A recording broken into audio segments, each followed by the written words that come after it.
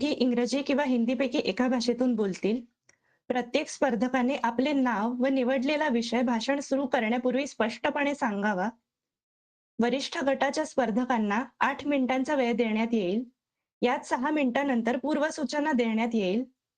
स्पर्धकाने भाषण देताना आपला मोबाईल आडवा धरावा लँडस्केप मोडमध्ये. टाईम कीपरने दिलेला इशारा समजण्यासाठी स्पर्धकाने टाईम कीपरला स्क्रीनवर पिन करणे आवश्यक आहे. स्पर्धकांनी भाषणाच्या वेळी कोणताही कागद, चिठ्ठी व संदर्भासाठी अन्य कोणताही मजकूर सोबत बाळगू नये. अशा प्रकारचा मजकूर भाषणादरम्यान स्पर्धकाकडे आढळल्यास त्याला किंवा तिला स्पर्धेतून बाहेर काढण्यात येईल. स्पर्धक आपले सादरीकरण झाल्यानंतर मीटिंग सोडू शकतात. स्पर्धकांनी केवळ आपल्या भाषणावेळीच स्वतःचा माईक अनम्यूट करावा. सादरीकरण करत असलेल्या स्पर्धकाला व्यत्यय येईल अशा प्रकारचे कोणतेही वर्तन स्पर्धकांनी करू नये याची काळजी घ्यावी. त्या प्राथमिक फेरीतून 15 स्पर्धकांची निवड करण्यात येईल. त्या 15 स्पर्धकांमध्ये स्ववादाची अंतिम फेरी होईल. परीक्षकांनी दिलेला निर्णय अंतिम व बंधनकारक असेल. उपरोक्त नियमांव्यतिरिक्त संयोजकांनी वेळोवेळी केलेल्या सूचनांचे पालन करणे अनिवार्य आहे. धन्यवाद. आपण थोड्याच वेळात सुरू करूया.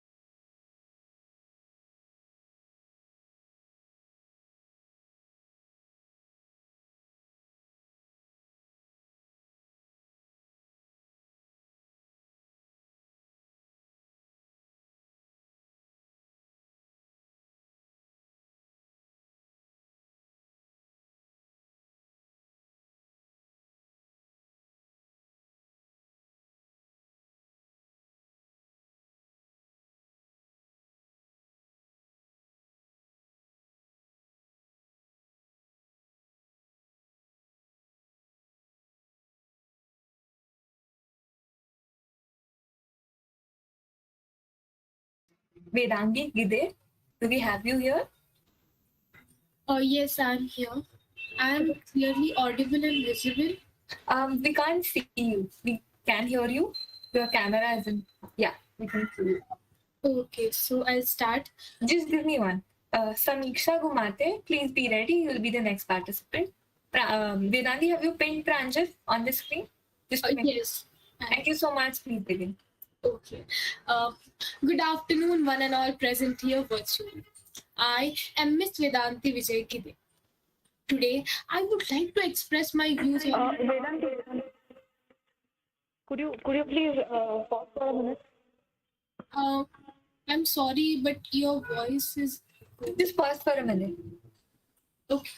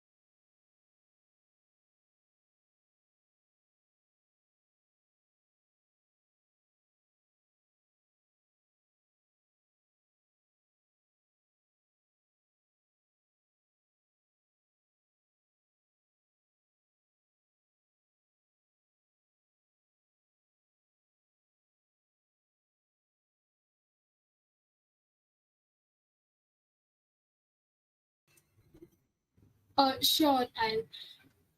He's not visible. Okay, it Yeah. takes time actually when I start my camera. Okay, so I'll start. Yes. Yes, thank you.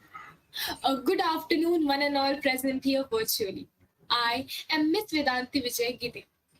Today, I would like to express my views on the topic awareness and implementation for inculcating holistic health. Health can be measured in many ways and is often broken down into a variety of numbers and diagnoses that don't often provide the best picture of what truly a healthy body and mind looks like.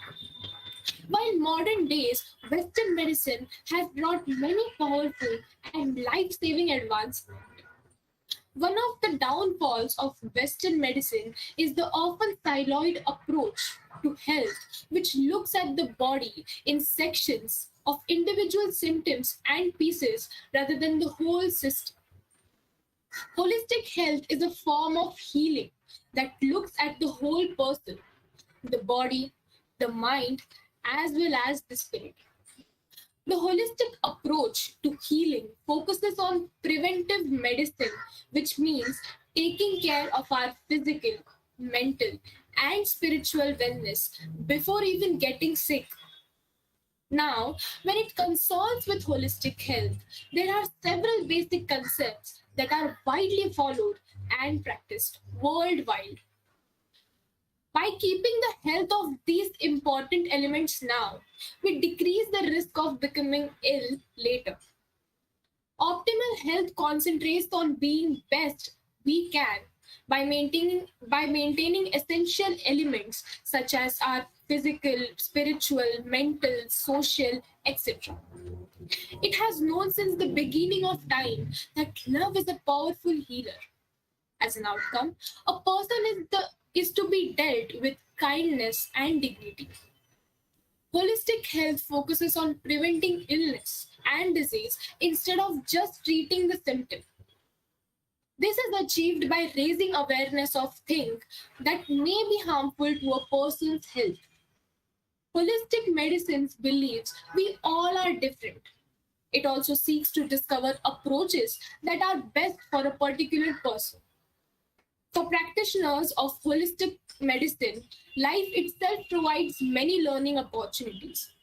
Birth, death, sorrows, discomfort, happiness, and many other experiences can be learned from this and offer clues on how to deal or possibly prevent many health issues. It may be mental or physical. Be the change you wish to see in the world. Instead of simply discussing the benefits of holistic healing, the objective is to show others by applying it and then motivating others to do the exact same thing. A lack of awareness is probably the easiest barrier to adapt a good lifestyle. While people are living longer, they are also experiencing chronically high levels of stress and fatigue. By consuming unhealthy food and are exposed to thousands of potential harmful chemicals through air, water, etc., and also from the products which we use on daily basis. Our physical health is what most people think about when we think about health. This is because it is the physical body that often shows us physical signs or symptoms, which is easier to track and measures versus the other non-physical signs that we actually feel more abstract.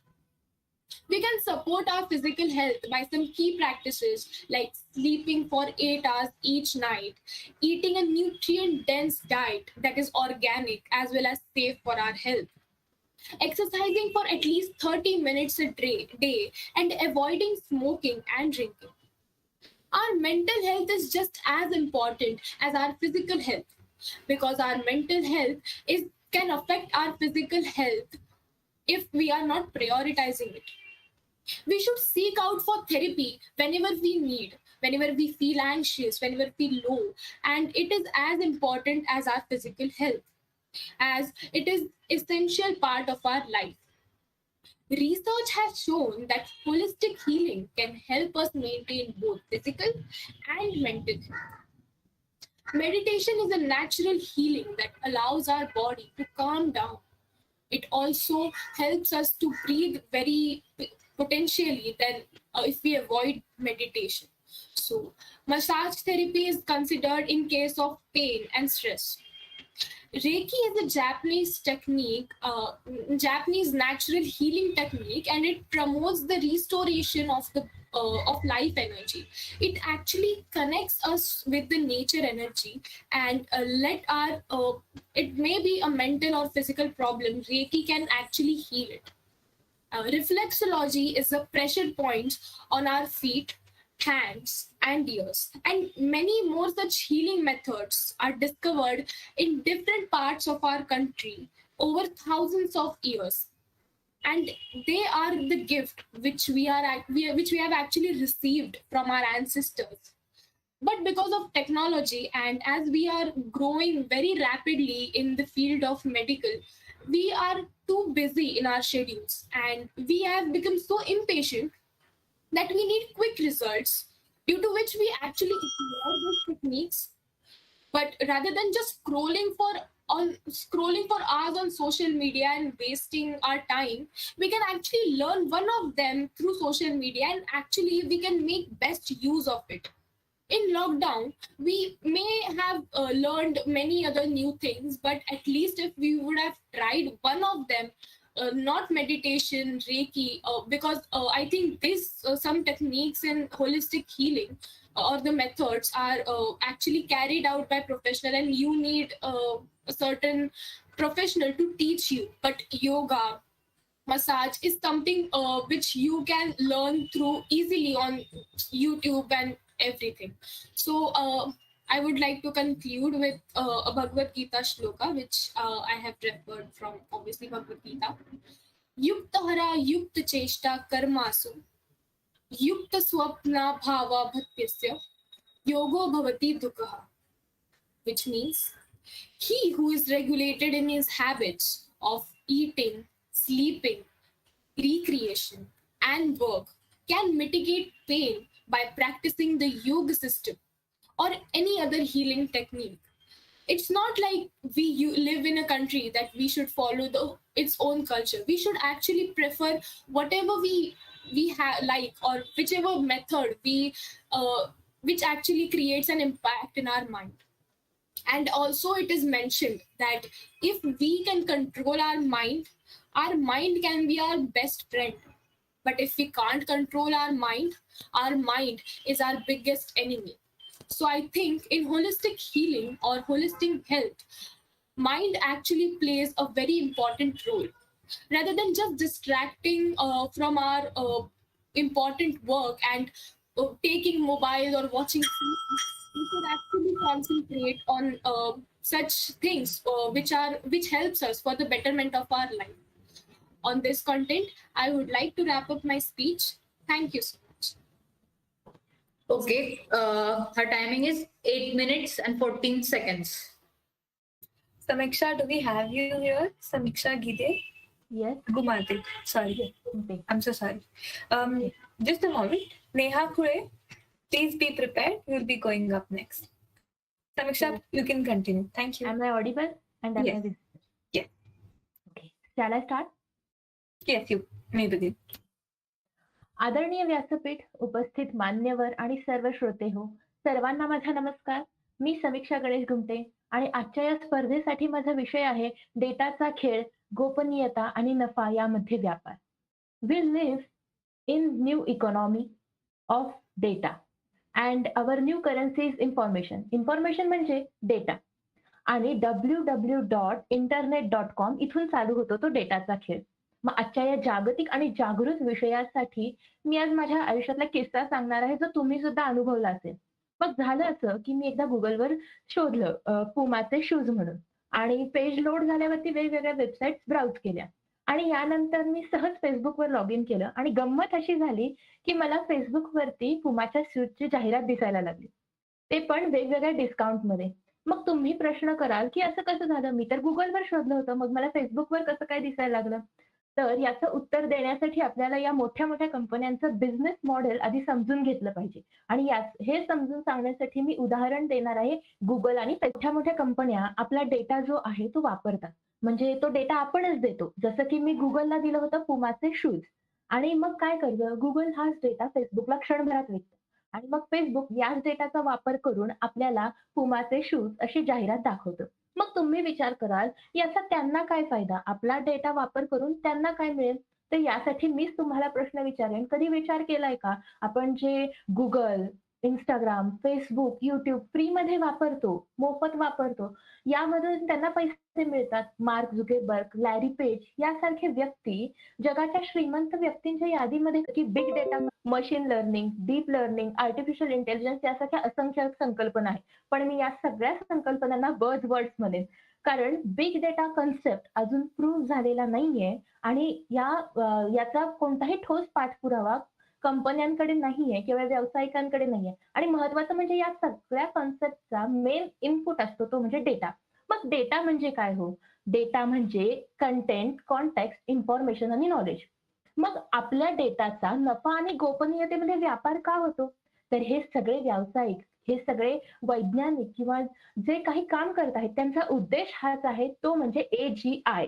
AGI अर्थात artificial general intelligence. म्हणजे आपल्याकडून जास्तीत जास्त data गोळा करणे आणि या सगळ्या डेटाचा वापर करून एक अल्गोरिदम लिहिणे, जो की सुपर इफिशियंट अल्गोरिदम असावा. मग आता हा अल्गोरिदम लिहिण्यासाठी जो काही डेटा लागणार आहे तो ते कसा गोळा करणार? तर ते काय करणार? म्हणणार की बग फिक्स करायचंय किंवा कोणत्याही ॲपमध्ये सुविधा वाढवायच्या आहेत. तर या सगळ्या कारणांवरून ते डेटा मागतात आणि ह्या सगळ्या सुविधा पुरवल्या जातात, परंतु त्या मोबदल्यात आपण आपला डेटा सुद्धा त्यांना देतो. आणि या विषयात मला आज अजून एक मुद्दा मांडावासा वाटतो. कधी निरीक्षण केलंय का, की आता जर पहिल्याचंच उदाहरण घ्यायचं झालं तर Googleवर मी टाकलं होतं पुमाचे शूज. मग त्याच्यामध्ये मला पहिला दिसली Amazonची वेबसाईट.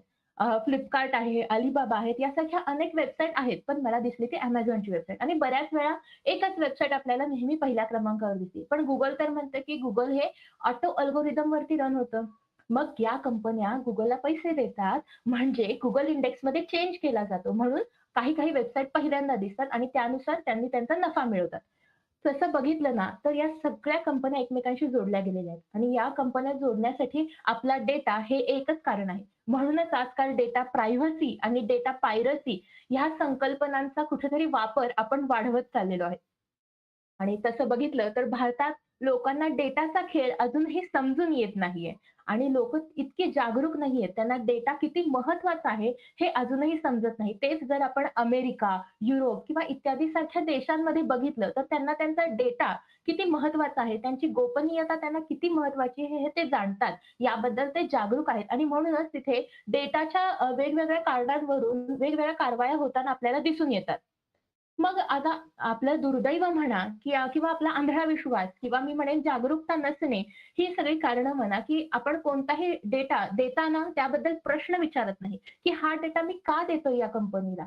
हा प्रश्न आपण भारतीय कधीच विचारत नाही.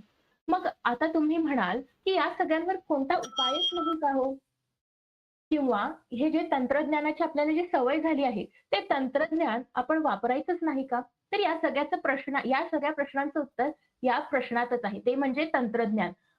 नुकत्याच प्रसिद्ध झालेली संकल्पना जसं की ब्लॉकचेन आणि हॅश ग्राफ यातली ब्लॉकचेन जास्त प्रसिद्ध झालेली आहे आणि ही ब्लॉकचेन आपला डेटा गोपनीय ठेवण्यासाठी मदत करते.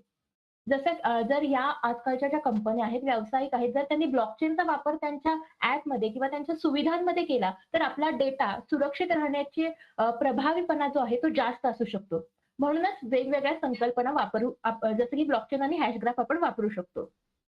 खरं तर आपण जितका विचार करतो त्यापेक्षा आपला डेटा खरंच खूप महत्वाचा आहे. कारण तो कल्याणकारीही असू शकतो आणि तो विध्वंसकही असू शकतो. शेवटी मी इतकंच म्हणेन की डेटाचा खेळ लक्षात घ्या.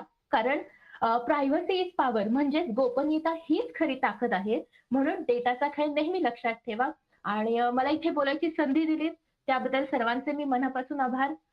धन्यवाद. Okay, her timing is 7 minutes 5 seconds. Neha, do we have you here? Neha Khore. Yes, I- yes. I request Tanishka Adkar to be ready. Just a moment. Avzia, we are continuing with slot 2 participants. As soon as we get एक request आहे You Madam? will let to know. We'll get back. Kindly repeat again. I can't hear you.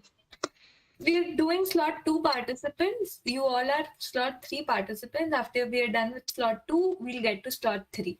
Yes, Sidram. Madam माझी एक request आहे. Yes. माझं नाव विनोद मोरे आहे आणि हा माझ्या मित्राचा मोबाईलवरून मी लॉग इन केलंय आणि ऍक्च्युली आमचा पेपर आहे चालू 3 ते 4चा. माझं घेतलं तरी बरं होईल. नेहाचं होऊ दे मग मी बघते. 2 मिनिटं द्या मला. म्हणजे इथं होऊ दे मग आपण बघू. Neha please continue. You are both audible and visible. Okay. To make a mouth-watering dish, there are a lot of spices involved, giving the chef the control over the quantity of spices to be taken, which he categorically balances to furnish a savoring meal. That is exactly an excellent example to learn from. In the 21st century, the world is undergoing a critical transformation with nation states facing serious political and socio-economic issues. The challenges are global in their nature and affect the policies of many countries. A prevalent trend in today's global context is the individual nation states, that's our chef, being concerned over their power and influence in balancing the spices. This is especially significant in light of the growing geopolitical tensions as well as the diffusion of power among global actors. Good evening to the dignitaries and everyone present here. I am Neha Kure, here to express my views on the topic diplomacy for power by persuasion or coercion. The subject of power has been an interest of social scientists for many decades, if not centuries, if one were to go back to the writings of Aristotle, Plato, and Macaulay. Despite such great deal of attention, however, there are still notable academic debates over power's specific definition and its features, which led to the topic's complexity and ambiguity. Power remains one of the critical subjects in political science, including the sphere of international relations. The discipline of international relations incorporates a number of competing schools of thought, but for the long time, the discipline has treated power as the exclusive prerogative of realism. In fact, there is still a tendency among scholars and practitioners to view power predominantly through the realist lens. As the discipline of international relations was evolving, the rigid interpretation of power slowly started to change. Joseph Nye emphasized on the two forms of power, that is soft power or the persuasive part, and the hard power, which is the coercive one.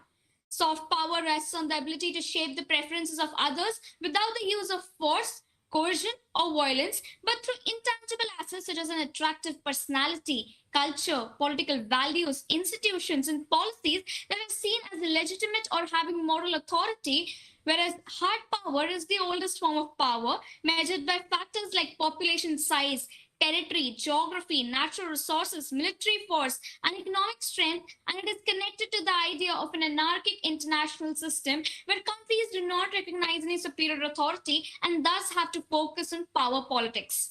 Hard power is defined as an ability to reach one's goals through coercive actions or threats, the so-called carrots and sticks of international politics. Nye argued that the changing nature of international framework has re-emphasized the use of intangible forms of power such as culture, ideology, and institutions. The growing social mobilization make the factors of technology, education, and economic growth as, if not more, significant as geography, population, and resources. Prime Minister Narendra Modi has focused specifically on tapping into the Indian diaspora community in order to project soft power around the world. Various analysts have observed that the success of Prime Minister Modi's strategy relies specifically on his charisma, a powerful use of the media, an effective media management strategy, and the capacity to avoid the mistakes made by the past governments. Prime Minister Narendra Modi has a strategy to promote India's soft power, a strategy which has certainly brought new energy to the conduct of the country's foreign policy. However, according to Mukherjee, India does not at this stage possess a coherent message or image. There is also little proof as yet of Indian soft power shaping foreign policy of other countries towards India or India's policy towards others. Moreover, PM Modi is promoting the country as a strong economic partner by highlighting India's soft power, especially its values and culture. He has made diplomatic visits to several countries in the last 2 years, yet his use of soft power has had a limited effect in terms of nurturing stronger relations with other countries. For instance, India is still having difficulties in changing its neighbors' behavior by using soft power.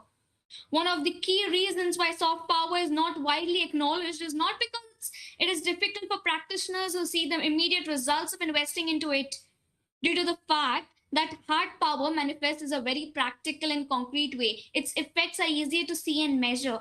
Hard power has its own share of defects. Even if the results of hard power are fast, they are not long lasting. Sometimes the guy who is facing hard power will behave differently as the hard power has withdrawn. They'll revert back to their original way. The use of hard power makes people suffer. Hard power does not allow people to have an independent opinion. They are forced to act in favor of those who are the source of the hard power. Hard power can sometimes alienate people into choosing opposite sides, even if they are not intending to do so. 500 years ago, Niccolo Machiavelli wrote that a prince should make himself feared in such a way that if he does not gain love, he at any rate avoids hatred. As the trade-off between black and white gives us gray, similarly the concoction of two kinds of power gives rise to a contemporary form of power, which is the smart power. In other words, smart power is the capacity of an actor to combine elements of hard power and soft power in ways that the actor's goals are advanced effectively and efficiently. Soft power alone may not be sufficient, but its relative strategic importance compared to hard power will continue to increase. Smart power advocates need to articulate the advantages of hard power, such as strong military in combination with investing in alliances, partnerships, and institutions. If hard power is push and soft power is pull, the combination allows leveraging maximum results in a legitimate way. As an approach that goes further hard and soft, it fits well into the current realm of international relations. At times, we do stand and fight for our rights and put up quite a front of unity and involvement for maintaining peace and calm in the world. Every country around the world is filled with individuals who all will, without hesitation, lay their own lives for a greater cause. We have seen that happening for centuries. Innocent but brave people led to war, led to protests, led to tackle extreme violent cases and occurrences. We have seen a lot being achieved when we have fought fire with fire or fire with sand. We have seen the power that unity, thoughtfulness, a sense of peace and justice, and a lot of courage can hold and bring. To conclude with, in the words of Barack Obama, he says, and I quote, "In a world of complex threats, our security and leadership depends on all elements of our power, including strong and principled diplomacy." Thank you for being a patient audience. Okay, her timing is 7 minutes, 19 seconds. Tanishka, do we have you here? Yeah. I request Priyanka Bora to please be prepared. You'll be going up next. Tanishka, you're both audible and visible. Please continue. Thank you. Good evening to one and all present here. I, Ms. Tanishka Adkar, a student of FY BCom, would like to present before you my views on the topic. You thought I forgot? No, not at all. Guess what? I will drop in a few hints before I start to charge up your mind.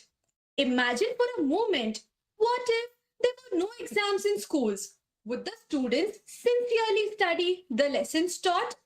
In the latest scenario, what if there would have been no such virus invading in everyone's life?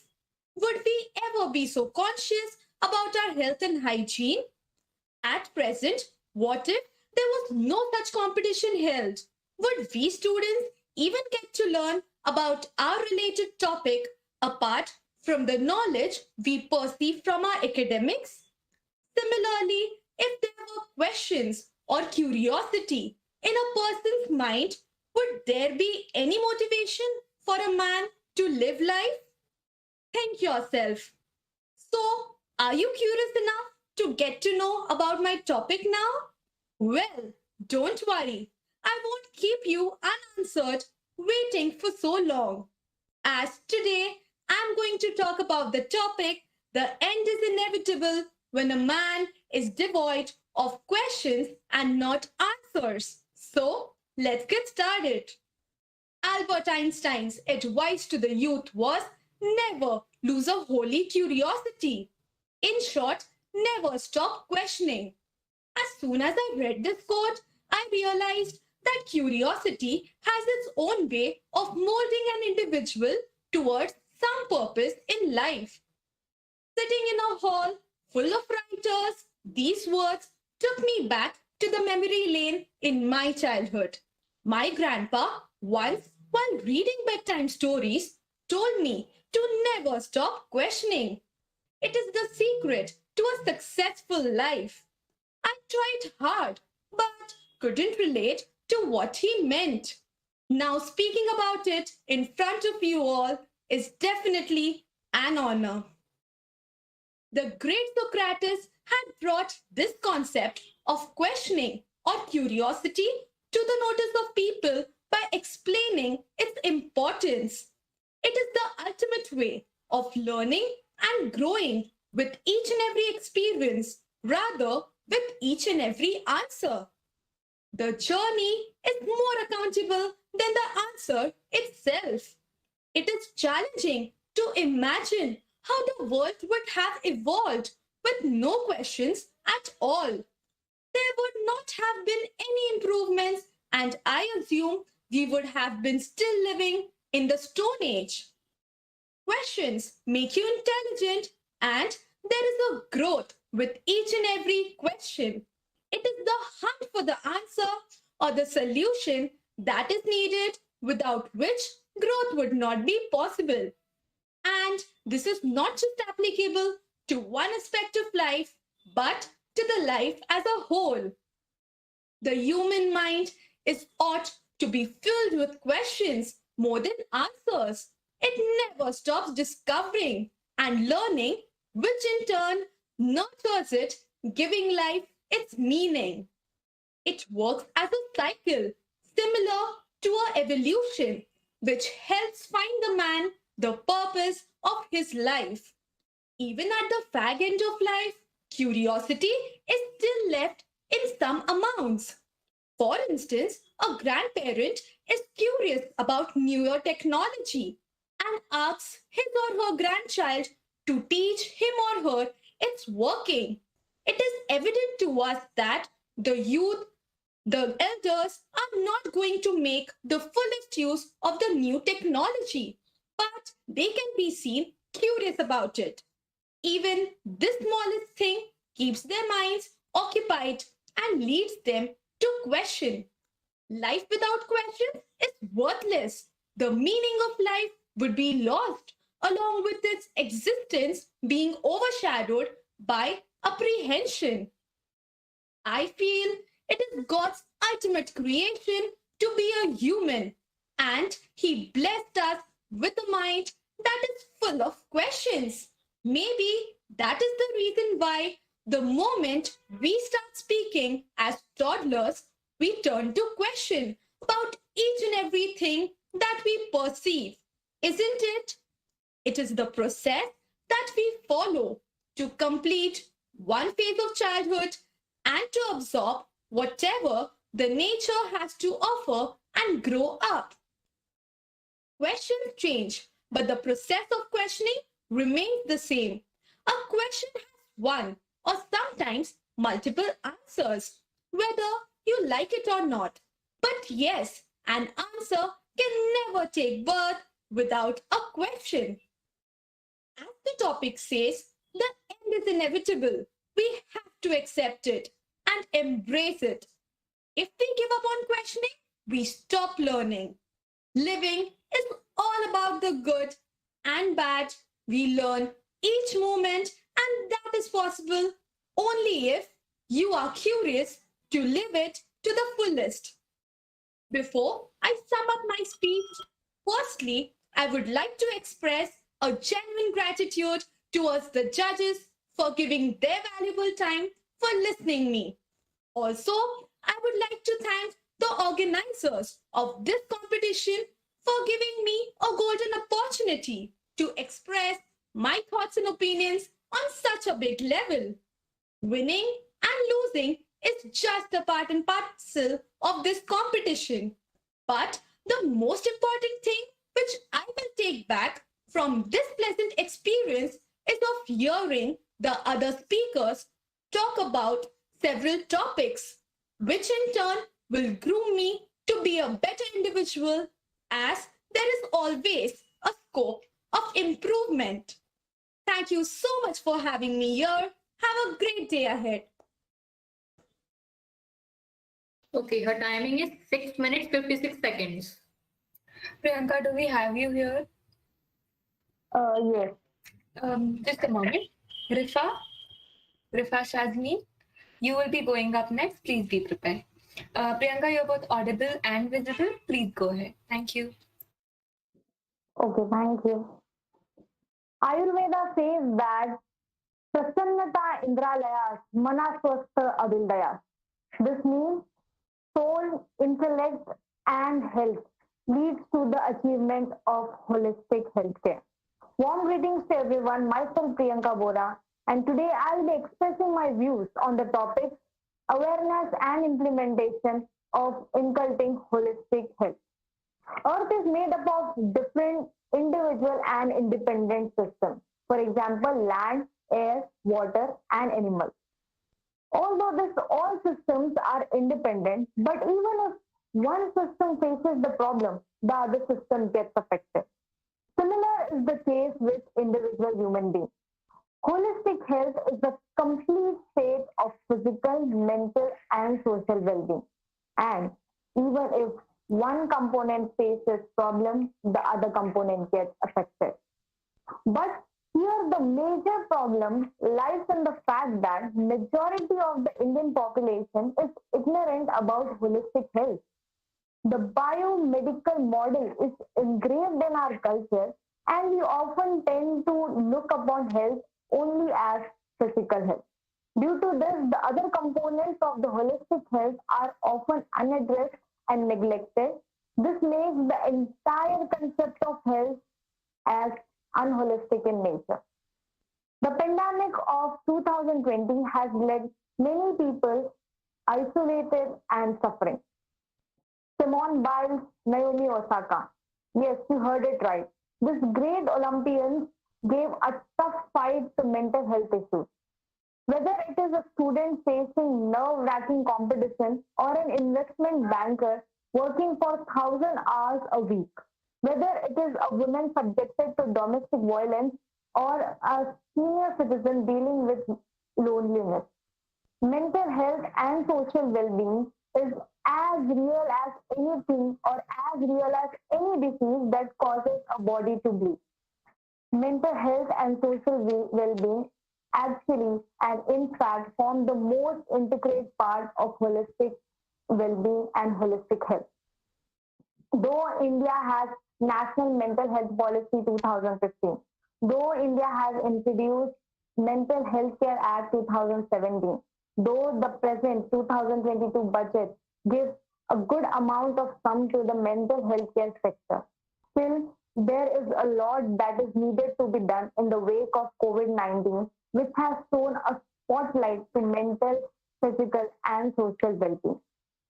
Recently, the Honorable Supreme Court bench, headed by the Chief Justice of India, N.V. Ramana, made a remark that the healthcare and the right to health in India has taken a backseat. No wonder India was ranked 101 in Global Hunger Index. No wonder, according to a report by World Health Organization, out of every four, three Indian rulers cannot afford a nutritious diet. No wonder 35% of the Indian children are victims of malnutrition and are subjected to stunted growth. Recently, our Honorable Prime Minister Shri Narendra Modi initiated a program called as Poshan Tracker. This program aims at creating India malnutrition free by 2013 and would definitely improve the standard of nutrition level among the Indian population. There is a stringent and a craving need for more such policies which give a holistic approach to the entire healthcare system. Because today the healthcare system faces the wrath of underfunding, non-delivery of healthcare packages, undertrained staff, and whatnot. To be very clear, it won't be an easy task to spread awareness about the holistic healthcare and to implement the policies for the same. But doing so is very critical and pertinent for India's future. India being a population which is homogeneous in nature, there are linguistic barriers. We have poor infrastructure and also there is a lack and unavailability of data. These are the few barriers that are laid down on the path of achieving a complete holistic healthcare system. Thus, it becomes very pertinent and imperative to inform the masses about the various policies carried out by the government. It becomes pertinent to generate knowledge about the holistic healthcare among the masses. It becomes pertinent to clear the myths that exist within the community. Finally, the youth with the modern technologies has a lot of scope in the healthcare and the holistic healthcare system. In the words of Swami Vivekananda, let's have the best of both East and West. And this is the need what we should be doing and approaching the whole holistic healthcare towards. Lastly, I would like to quote a Sanskrit text. Sarva sukhanto bhavin, sarva nishchanta bhavin. This means healthy and holistic lifestyle leads to a happy lifestyle. We, the Indians, we as a nation, need to look beyond and explore the different perspectives and areas of holistic healthcare system. Because India as a nation has got a real potential to become the global leader in the holistic healthcare system. Thank you so much everyone for being such a patient audience. Okay, please note our timing. That is 6 minutes, 11 seconds. Rifa, do we have you here? Great. Just a moment. Rushali Nagpure, please be prepared. You will be going up next. Rifa, would you say something so that I can make sure you're audible? Yes, I'm audible. Yes, you're audible and visible. Please continue. Thank you. A very good afternoon, everyone. I am Rifa Shazmin, and I'm very thankful for lending me speaking here. My topic is sustainable focused marketing, gimmick, or sincere efforts. Have you all seen images of flooding, rain, forest fire, water scarcity, drought-prone areas, etc.? Scientists have claimed that we are going into 6-degree temperature rise. And if you think about all those weird weather we were having from the last few years, it was due to just in rise of 1 degree. I'm sure every one of us have done some or the other things individually, and we appreciate that. But unfortunately, it's not enough. As altogether, businesses which practice sustainability can be the ultimate game changer. Sustainability, simply, it is creating a product that does not harm environment while being manufactured, used, and even after disposable. Sustainability is being mindful of environment. Sustainability is being using the resources wisely. It is all being sustainable. So when we do our economic activities, we go through many choices, and those choices affect our planet, our home, and which is in danger, and we need to save it. Sustainable marketing. So sustainable marketing comes here with a very good news, like the promotion of environmental and socially responsible product, brands, and practices is simply sustainable marketing. We all believe, like some or the other times we choose, for example, like if you have purchased some of a product, like which is you have seen it is 100% recyclable, or it is biodegradable, then you have experienced sustainable marketing, because sustainable marketing goes a long way. It is a product which also sees to the nature, which also have conserved patterns for our nature. Giving you a story of how sustainability works, like when a business which provides no waste, simply, and it sounds absurd, but here, with breaking the ice, here comes Sahar Mansoor. She is the founder and CEO of Bare Necessities in India, a social enterprise that makes zero waste personal and professional products. Initially, when Sahar was very overwhelmed by seeing the condition of garbage in our country, she saw piles of trash on the streets and everywhere she went. So she assumed that the only solution to this problem was cleanups and cleanliness drives, until she came up an idea of creating 100% sustainable products. That is 100% sustainable products, and how it will be made. Like these products are made by only natural things, and there is no artificial involvement here. So they have from a sustainable toothbrush to they have to sustainable dishwasher. Everything there they have is 100% sustainable, and it causes no harm to the nature. So here we are. They have invented innovative ideas. They have generated revenue, and they have generated employment, all while being sustainable. So it is possible. And the fun fact here is that they have produced 500 grams jar of trash in 4 years. So this is a great example to go on. Sustainability marketing is a very great wave of change, but not everyone wants to sail in it. Many marketers use this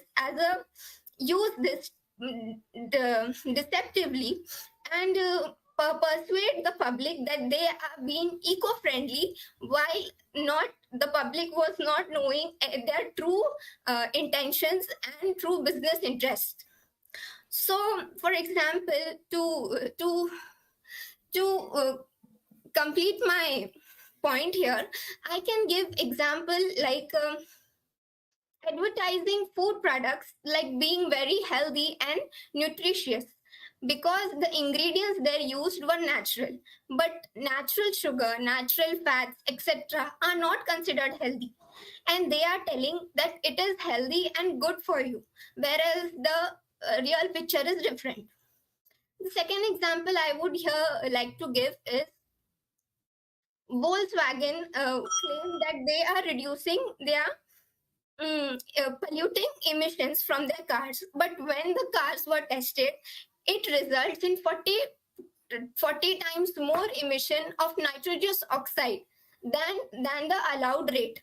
So the Volkswagen here is giving us a very wrong picture, and we are culprit of greenwashing thing. So it is not every time that the marketing they are doing is right. So we need to check on it, and government also should need to plan and give certifications, authentic certifications to that. I know sustainable marketing will not solve all the problems which I mentioned earlier, but it is the first step to solve them.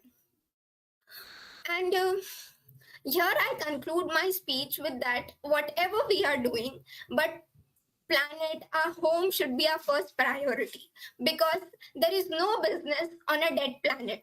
Thank you.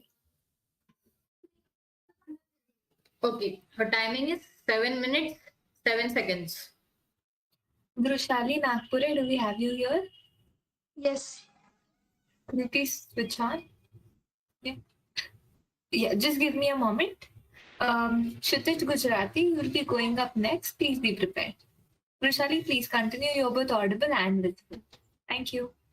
So, namaste, my warm greetings to everyone present here, respected judges, all the participants, and the organizing committee. Myself, Rushali Vijay Nagpuri, and my topic for elocution today is End is inevitable when a person is devoid of questions and not answers. Speaking of questions, what is a question? Let's refer to its meaning in the dictionary. A question is a sentence worded or expressed so as to elicit information. We can also say that the question is the first step to receiving an answer. Questions and answers have always been the basic of all sorts of education and learning. They are both dependent upon each other. A student, whatever he learns, it can be evaluated by the means of questioning. Curiosity. It is denoted by asking questions. It is said that curiosity is the engine to achievement. When a person asks questions, he seeks to find the answer and then he truly understands it. It is said that curiosity and questions can take you further than confidence and answers. If we think of it, the world that we live today, the modern technology that we have, the comfortable life that we live, it is all the result of the questions that our ancestors asked themselves. They challenged their ability and made progress. Questions are also an undeniable part of our daily life. A question, when asked in a classroom, leads to better understanding. When asked in a courtroom, leads us to justice. When asked by a reporter, leads to the truth. And when asked by a scientist, leads to an invention. The greatest of the discoveries can be made in the simplest of way. The only thing you need to do is ask the right question. Now that we are talking of discoveries, I wish to share a famous quote by Albert Einstein. I have no special talents. I am just passionately curious. We all know who Einstein is and what he did. Today, he is known as one of the most famous scientists of all time. But at that time, the people used to call him crazy because he asked questions that no one ever thought of. What if we listened to all those people and stopped questioning? The science that we study today would be totally different. Einstein became great because he believed. Learn from yesterday, live for today, hope for tomorrow. But the most important thing is never stop questioning. It is said that if you are the smartest person in a room, you are in the wrong room. Because then you will think that you know everything, and then there will be no further scope for improvement. A person can never know every answer because the universe keeps changing constantly. Every second, something is being created and some being destroyed. The same thing is also told in the Bhagavad Gita. Parivartanam prasdhiramasti, which means that the only thing which is constant is change itself. There's a saying,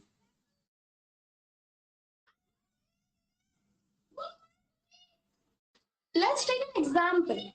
If we are to evaluate a simple question like what is today's date, the answer to this question will change every day. But the question, it will always remain the same. So if we briefly put it, the question is permanent, whereas the answer is a temporary response. And it changes from time to time and person to person. This world is full of curious people, but a lot of them stop themselves from asking questions. Some stop themselves due to the fear of embarrassment. Some find it troublesome to seek for answers. Some think that their life is already peaceful the way that it is. But when I think about all this, don't they sound like mere excuses? This reminds me of something that Lord Krishna told Arjuna during Mahabharata. Atma Yatmano, Bandhuratmeva Ripuratmanaha, which means that the mind can be both the friend and the enemy of the person. It is up to us how we use it. The Almighty has blessed us with a mind which has the ability of logical reasoning, the ability to question. So why not put it into a positive side? And why not explore the infinite possibilities that we have in this universe, rather than engrossing ourselves in the fear of what others will think? Because the only thing that fear does, it diminishes our rational ability. It stops us. Have you ever noticed the small ponds which are shallow and covered from all the sides? During rainy season, they are full of water and life. But when summer arrives, all the water evaporates, and the only thing that's left is emptiness. They become useless. Whereas when we look at an ocean, it is vast, deep, with endless possibilities. It never runs out of water because it always keeps refilling itself with water from various sources, from rivers and streams. A person who stops questioning, who stops to ask questions, thinking he knows everything, is just like the shallow pond. He can definitely be happy and content for some time. But when the summer of life arrives, all of his success will fade away due to the lack of rain of knowledge. So a person should never stop the stream of knowledge from entering your mind and always keep asking. Keep asking. No, it doesn't matter if you do not get the answers, but the hunger, the strive to achieve that answer is what will keep you moving on. You won't stop in life. I would like to conclude my speech by thanking you all for giving me this opportunity to express my views and to explore my abilities further, and also a chance to learn something new. And always remember that the end is inevitable when a person is devoid of questions and not answers. And I hope you all will keep questioning, because if knowledge is power, then curiosity is the muscle. Thank you very much. Okay, her timing is 6 minutes 45 seconds. Good afternoon, ma'am. Am I visible? Yes, you're visible and audible. Just give me one. Shruti Bhandari, please be prepared. You'll be going post Kshitij. Kshitij, you may begin now. Thank you. As you all know, in recent times, the world was set to a pause due to the sudden hit of the global pandemic. It had adverse effects on the Indian economy. Good afternoon. My name is Kshitij Kujati, and today my topic is 5E, or the wave of change, Indians and their investment interests. As according to a survey conducted in recent times by Intermiles, almost 90% of Indians changed their investment strategies with the changing of the times. Only 10% of the Indians remain unchanged. Thus, in the 90%, 70% of them were the youth population of India who wanted higher returns in shorter amount of times. Therefore, they lean more towards the stock exchange or the cryptocurrency and the NFTs. Therefore, it opened up the market and it boosted the economy in a huge manner.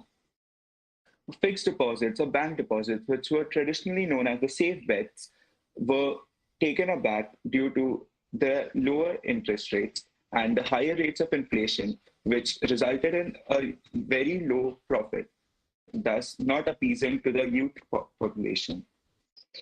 The fixed deposits was not able to satisfy the hunger of the youth, and therefore they shifted themselves to the stock exchange. The stock exchange, due to the global pandemic, was plummeting to a 30% decline, which resulted in many individual and retail investors. There were many small investors from different parts of town who were investing in the market, declining market, for short-term gains. And even there were long-term investments which were given by the share market. Another aspect of the investment, another majority of the people went towards the cryptocurrencies. The cryptocurrencies are the digital currencies which are now valued at a very high rate due to the bullish run in the last year. Many apps like Coin, KuberX or WazirX are helping the Indian investors invest in these cryptocurrencies. Thus, easing the process of buying and trading in cryptocurrencies. Other type of investment which the people are doing right now are the NFTs, or the non-fungible tokens. The NFTs are a major example of the world going in future, which is the virtual reality. In the metaverse, the only acceptable currency is the digital currency, and many of the Indian companies and celebrities are investing in this. Uh, to give you an example of an NFT, a, a rupee is a rupee has the same value in everyone's hand. Therefore, it's a fungible token. But a non-fungible token is something which changes its value, like a boarding pass. Every boarding pass has a different value to it. Thus the NFT. It's a digital asset or currency which helps you to gain credits or property in the metaverse. The stock market also was a major contribution to the Indian economy once it started to open, as the process was a lot easier than many times before. The fixed deposits were giving a mere interest rate of 6 to 7%, and the rate of inflation being at 4%, the profit was plummeting down to a mere 2%. Therefore, the youth investors in the stock exchange were. I'm sorry, there's some disturbance outside.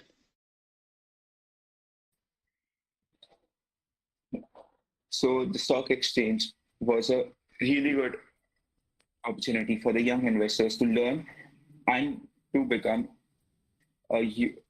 develop the financial literate. Thus, I like to conclude that even though the market was volatile, maximum amount of people were investing and gaining short-term results. Thank you. Okay, its timing is 4 minutes 38 seconds. Shruti, do we have you here? Yes. Am I visible and audible? Yes, please continue. Thank you. Our food should be our medicine and our medicine should be our food. A hearty good afternoon to everyone. I am Shruti Bhandari and I would like to express my views on the topic awareness and implementation for inculcating holistic health. Health is itself considered a complete wellness of a body, including physical, mental, and social well-being. Holistic health is considered wellness of a whole body, including mind, body, and spirit. According to American Holistic Medicine Association, holistic medicine is the art and science of healing that addresses the whole person, body, mind, and spirit. Our bodies and each system within should be treated as a whole and not as collection of its parts. Holistic health addresses mind, body, and spirit. It searches for the underlying cause for symptoms rather than simply covering them up with medication and allows you to be healthy. Holistic health focuses on whole body rather than just the symptoms or diseases. It is an approach to heal physically, psychologically, environmentally, spiritually, and nutritional health of one's being. People admire good health and want to stay healthy throughout their lives. Every individual looks for easiest method to become healthy, if sick. But holistic health demands complete wellness. Hence, the person is responsible for their own treatment depending upon their choice and belief. Holistic health involves multiple complementary medicines and alternative healthcare practices like massages, walk, yoga, meditation, physical therapy, nutrition, and many more. Five aspects of holistic health is physical, emotional, social, spiritual, and mental. We can inculcate holistic health by looking beyond the physical body and addressing these aspects of holistic health. This will enable a person to live each day in the healthiest and happiest way possible. And if one area is compromised, most likely the other areas are compromised too. Now everyone knows the harmful substances that deteriorates the health. let's see how we can maintain our health holistically. So the physical health can be maintained by sleeping 8 hours per day, having proper balanced diet, walking at least 30 minutes per day, etc. Emotional health can be stable by seeking out therapy, managing stress, journaling, etc. Social health can be maintained by setting boundaries for people, spending quality times with your loved ones, and many more. Spiritual health can be supported by spending time with nature, meditating, and practicing one's faith. Mental health can be stable by problem solving, improving gut health, avoiding smoke and drink, etc. Many nations have started inculcating holistic health in their daily lives. Complementary and alternative medicine, or CAM, is a popular term in Europe for a wide range of medical services like homeopathy, massage therapy, naturopathy, etc.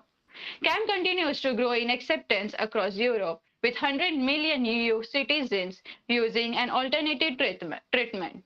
In Louisiana, churches are trying to connect communities for a healthier future, especially in underserved communities. Faith-based organizations are trusted and can play a key role in shaping healthy lifestyle. The ideal concept of holistic health is centrally placed in Australian health policies and strategies, which it effectively uptakes promises as advocates suggest, reorienting the complex Australian health improvements. While some holistic procedures are considered unorthodox by mainstream medicines, new research and patient testimonials are pointing to the fact that lacing any foreign substance in the body can have side effects. Interest in holistic medicine has increased tremendously in recent years, with more and more people becoming aware of the real benefits to be obtained from natural, intuitive, and traditional healing methods.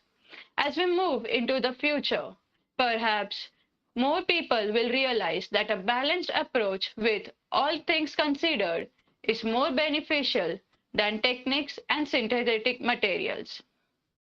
In conclusion, by adopting the principle of holistic health, we can enjoy the better health, have increased energy, greater enthusiasm, an enhanced sense of well-being, and greater sense of joy. It can help find purpose and meaning to life and promote inner calmness. This can be achieved by power of choice, or choose wellness-oriented lifestyle, positive thoughts and attitudes, love and compassion, time reflect, forgive and let go. When diseases does occur or an injury, the first instinct in holistic health is to see what might be done to strengthen those natural resistance and healing agents so they can act against the diseases more effectively. Results are not expected overnight, but neither are expected at the expense of dangerous side effects. Thank you for your patient listening. Okay, her timing is 5 minutes 50 seconds. I would just like to remind all participants to not read or refer to any material or information. Doing so would lead to your disqualification. With this, I announce slot 2 to be done. I request Samruddhi to please continue with slot 3. Thank you. Yes, so let's start with our third slot. Just a reminder, your timekeeper is Sanskriti Patil. So you should pin Sanskriti before starting your speech. Sanskriti? Yes, I'm your timekeeping. Just pay attention. I will ring the bell now. Confirm that you can hear properly and not. Okay?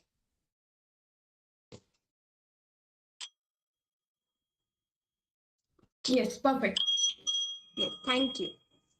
So our first participant is Sakshi Desai. Sakshi?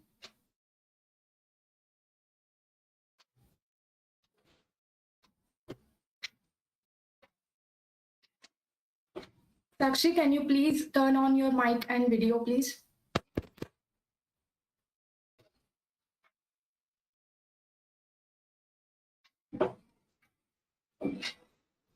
No, you are not audible.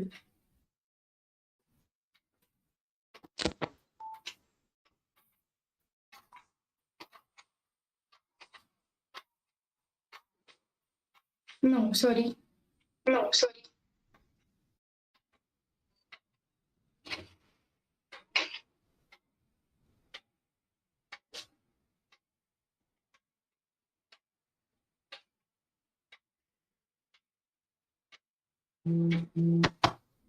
Now I am audible. Yes, yes. Just rotate your phone.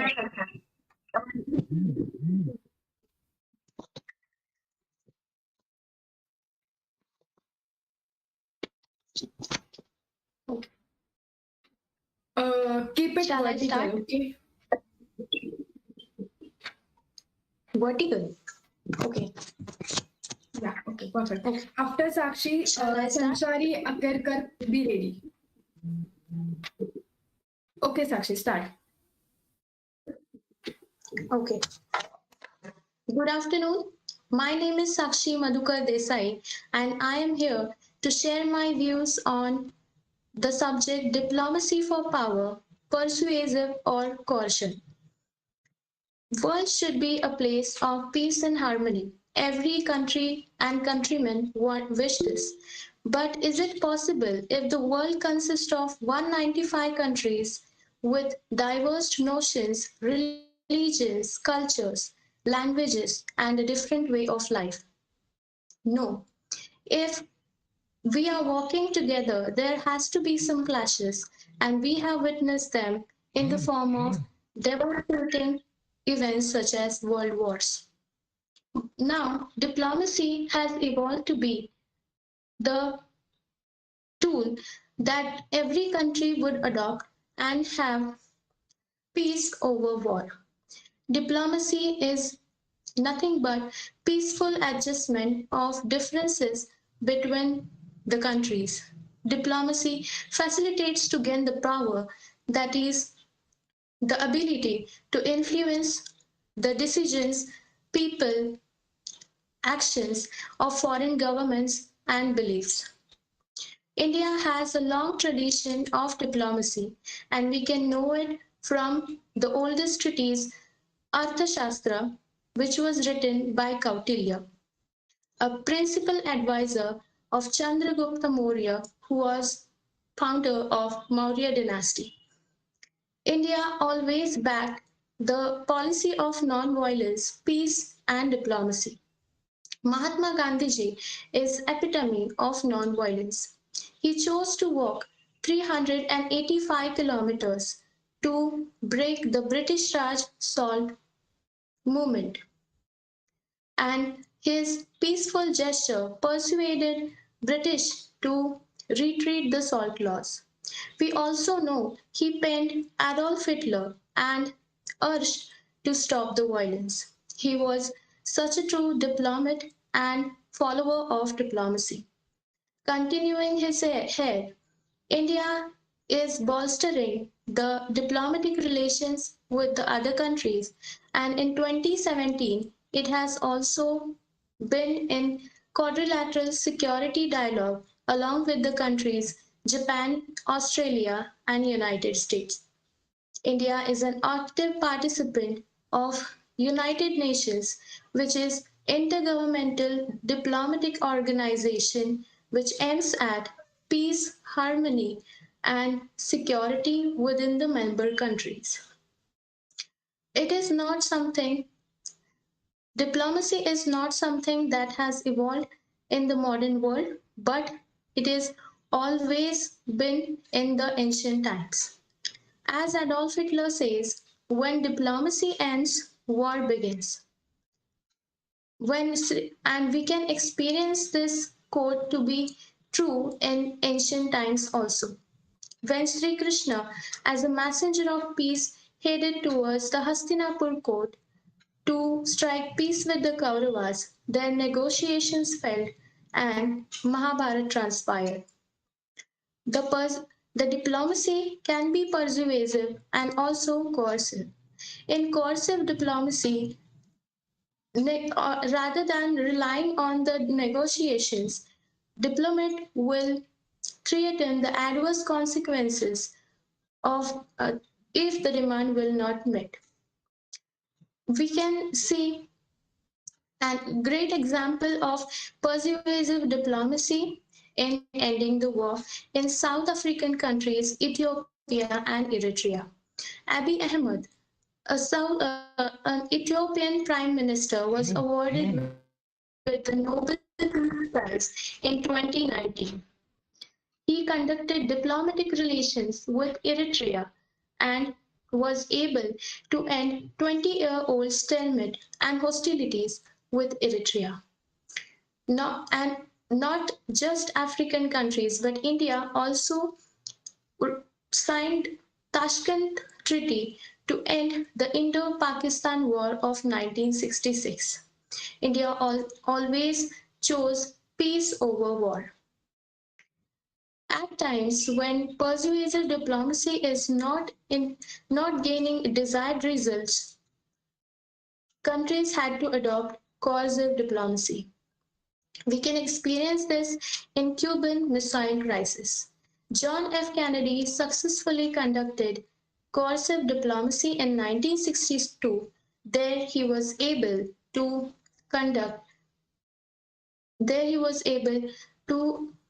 conduct coercive diplomacy and end up the war with Soviet Union, and he was also end up the war with Soviet Union. And sometimes coercive diplomacy failed when Bush tried to stop the invasion of Iraq over Kuwait. Not just, but the most recent Russia-Ukraine crisis, we can experience persuasive diplomacy and coercive diplomacy at the same time. Russia, a member of North Atlantic Trade Organization, wants to regain the power over Ukraine, which was a part of Soviet Union before 1991.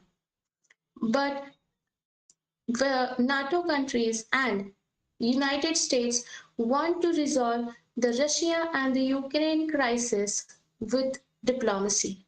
But Russia, on the other hand, do not want Ukraine to be North Atlantic Trade Organization's member and want to regain the power over it. We can see the Europe has most of the supply of natural gas from Russia and so cannot deny this demand. I want to end up my session with, if diplomacy is persuasive or coercive, it doesn't matter. But the war should not happen, because war is destructive and the losses of war cannot be restored as past. Thank you.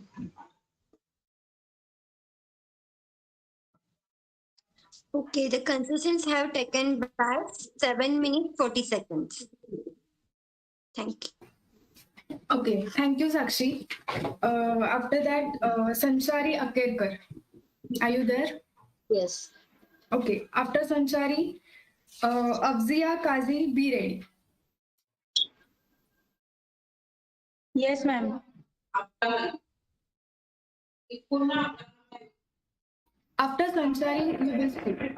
Sanchari, just a second. We'll take a 2-minute break. Okay.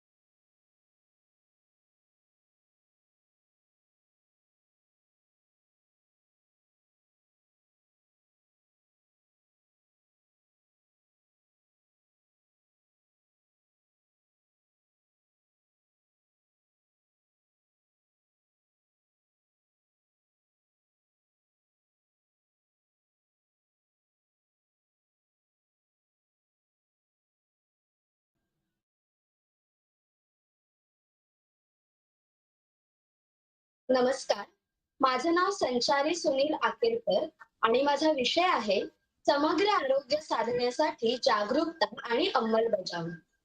आरोग्यम धनसंपदा हे नेहमी ऐकायला मिळणारं आणि तितकंच खरं असलेलं बोधवाक्य. आरोग्य ही आयुष्यातील सर्वात मोठी पुंजी असते. सध्याच्या धकाधकीच्या जीवनात जो वेळेचं गणित योग्य रीतीने सोडवतो तोच पुढे जातो. पण हल्ली आपण आपल्या आरोग्याकडे काहीसे दुर्लक्ष करू लागलो आहोत. सिर सलामत तो पगडी 50 असं म्हटलं जातं. त्यामुळेच की काय आरोग्याकडे दुर्लक्ष करणे म्हणजेच आजारांना निमंत्रण देण्यासारखं आहे. माणसाच्या सर्व गरजा पूर्ण होण्यासाठी त्याला शरीराने तसेच मनानेही सुदृढ असणे आवश्यक आहे. म्हणून आज मी माझा विषय निवडलाय समग्र आरोग्य साधण्यासाठी जागरूकता आणि अंमलबजावणी. तर मानवाला लाभलेला सर्वात अनमोल दागिना म्हणजे मानवी शरीर. परमेश्वराने स्वतः निर्माण केलेली जिवंत मूर्ती म्हणजे शरीर. आपल्या या शरीराच्या रचनेमागे सुंदर अशी योजना आहे. व्यक्ती तितक्या प्रकृती म्हणतात ते खरंय. आज जगात अब्जावधी लोक राहतात आणि प्रत्येकामध्ये काहीतरी वेगळे पण खरंच आपलं हे शरीर किती दिव्य आहे. या दिव्य रूपी शरीराची काळजी घेणं हेच आपलं कर्तव्य आहे. आजारी पडल्यावर आम्ही डॉक्टरकडे जातो, वेळच्या वेळी औषधं घेतो, वेळेवर जेवतो, म्हणजे आम्ही स्वतःची काळजी घेतो असंच ना? बरोबर. ही अशी आपल्या आरोग्याची काळजी घेणं गरजेचं आहेच. पण नुसतं डॉक्टरकडे जाणंच नाही, तर आजारीच पडू नये यासाठी सकस आहार घेणे, व्यायाम करणे, मेडिटेशन करणे, भावना व्यक्त करणे हेही शारीरिक स्वास्थ्यासाठीच करावे लागते. आपलं शरीर म्हणजे साक्षात परमेश्वर. शरीराची काळजी घ्यायची म्हणजेच या परमेश्वराची पूजा करायची. या शरीररूपी परमेश्वराची पूजा करायची म्हणजे नेमकं काय करायचं?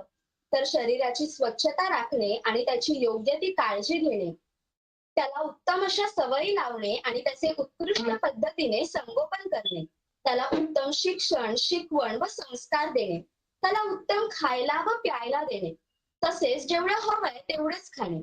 कारण पोटाला भूक लागलेली असताना खाल्लेलं अन्न हे पूर्ण ब्रह्म असतं, तर पाण्यात टाकायचं नाही म्हणून पोटात ढकललेलं अन्न हे ब्रह्मराक्षस असतं.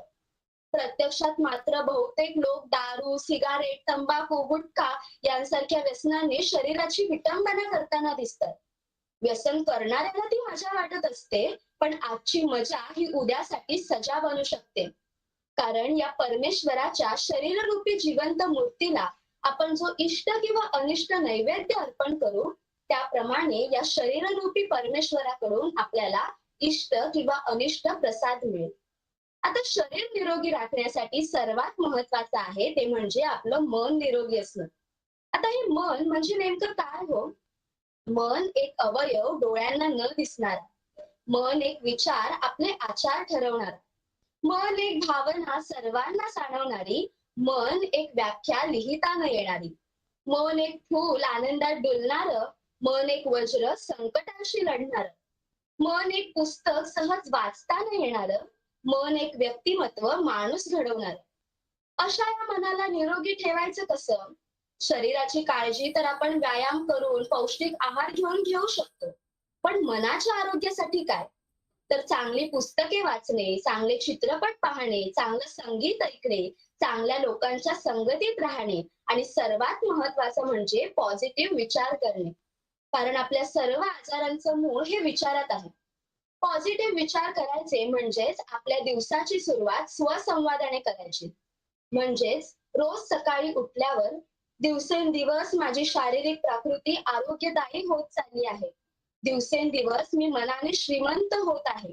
दिवसेंदिवस मी मनाने निरोगी होत आहे असे रोज स्वतःशीच म्हणायचे. कारण सकाळ सकाळ आपलं अंतर्मन हे ऍक्टिव्ह असतं.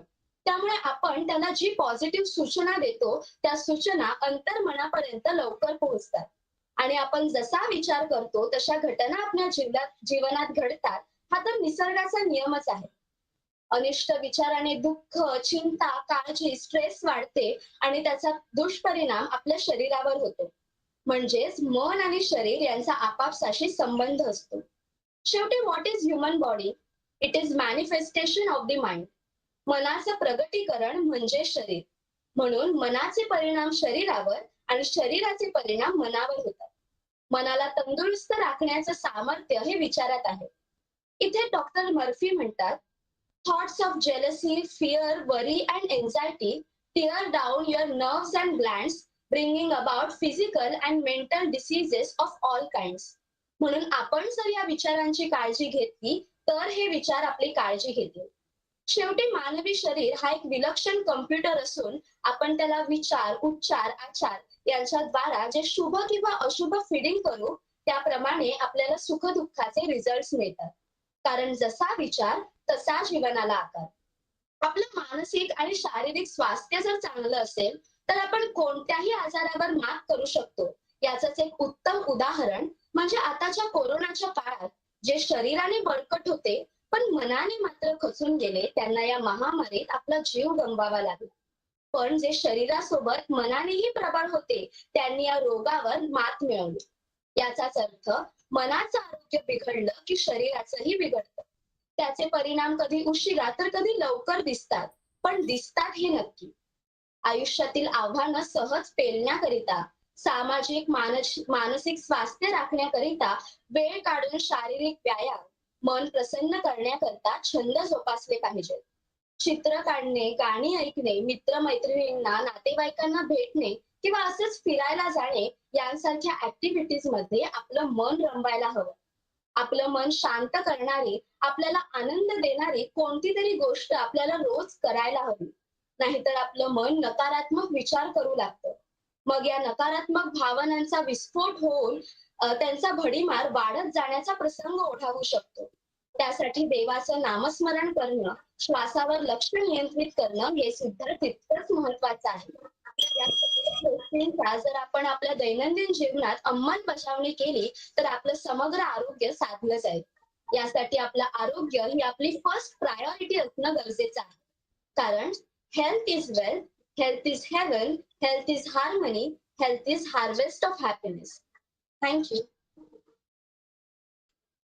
स्पर्धकांनी घेतलेला वेळ आहे 7 मिनिटं 4 सेकंद. Thank you so much, Sansari. Afzia Kazi, are you there? Yes, ma'am. Okay. After Afzia, Preeti Malve, be ready. Afzia, you can start. Am I audible and visible? Yes. Good evening to one and all. I, Afzia Kazi, will be reciting a speech on topic awareness and implementation or including holistic health. Health is considered a complete wellness of body, including physical health, mental health, and social well-being. And holistic health is considered wellness of a whole body, including mind, body, spirit. According to American Holistic Medicine Association of Healing, the addresses the whole person, body, and the spirit. Holistic health is an alternate way to keep our body maintained, to prevent through various diseases, to be prepared through fighting the various diseases which occur through our body, through the world we are living in. Holistic health is an alternate way to achieve the best possible level of the health. Holistic health helps us to treat both mind and the body. The term holistic is used many times in literature with the variety of different connotations. Holism is the origin in the Greek and holos, which means whole. Holism is also not about any culture or religion. Rather, it's an approach that looks things in the total perspective. As far we know, the first use in 1926. Avia, hello, just a minute. Yes. Are you reading material, Avia? And that's not allowed. So I'm sorry, but you are disqualified from the competition. Okay. Yeah. We can continue with the next participant, Samruddhi. Yes. So next participant is Preeti Malve. Am I audible? Yes. Just a second. After Preeti, Pranita Vailaya, be ready. Okay. Shall I start?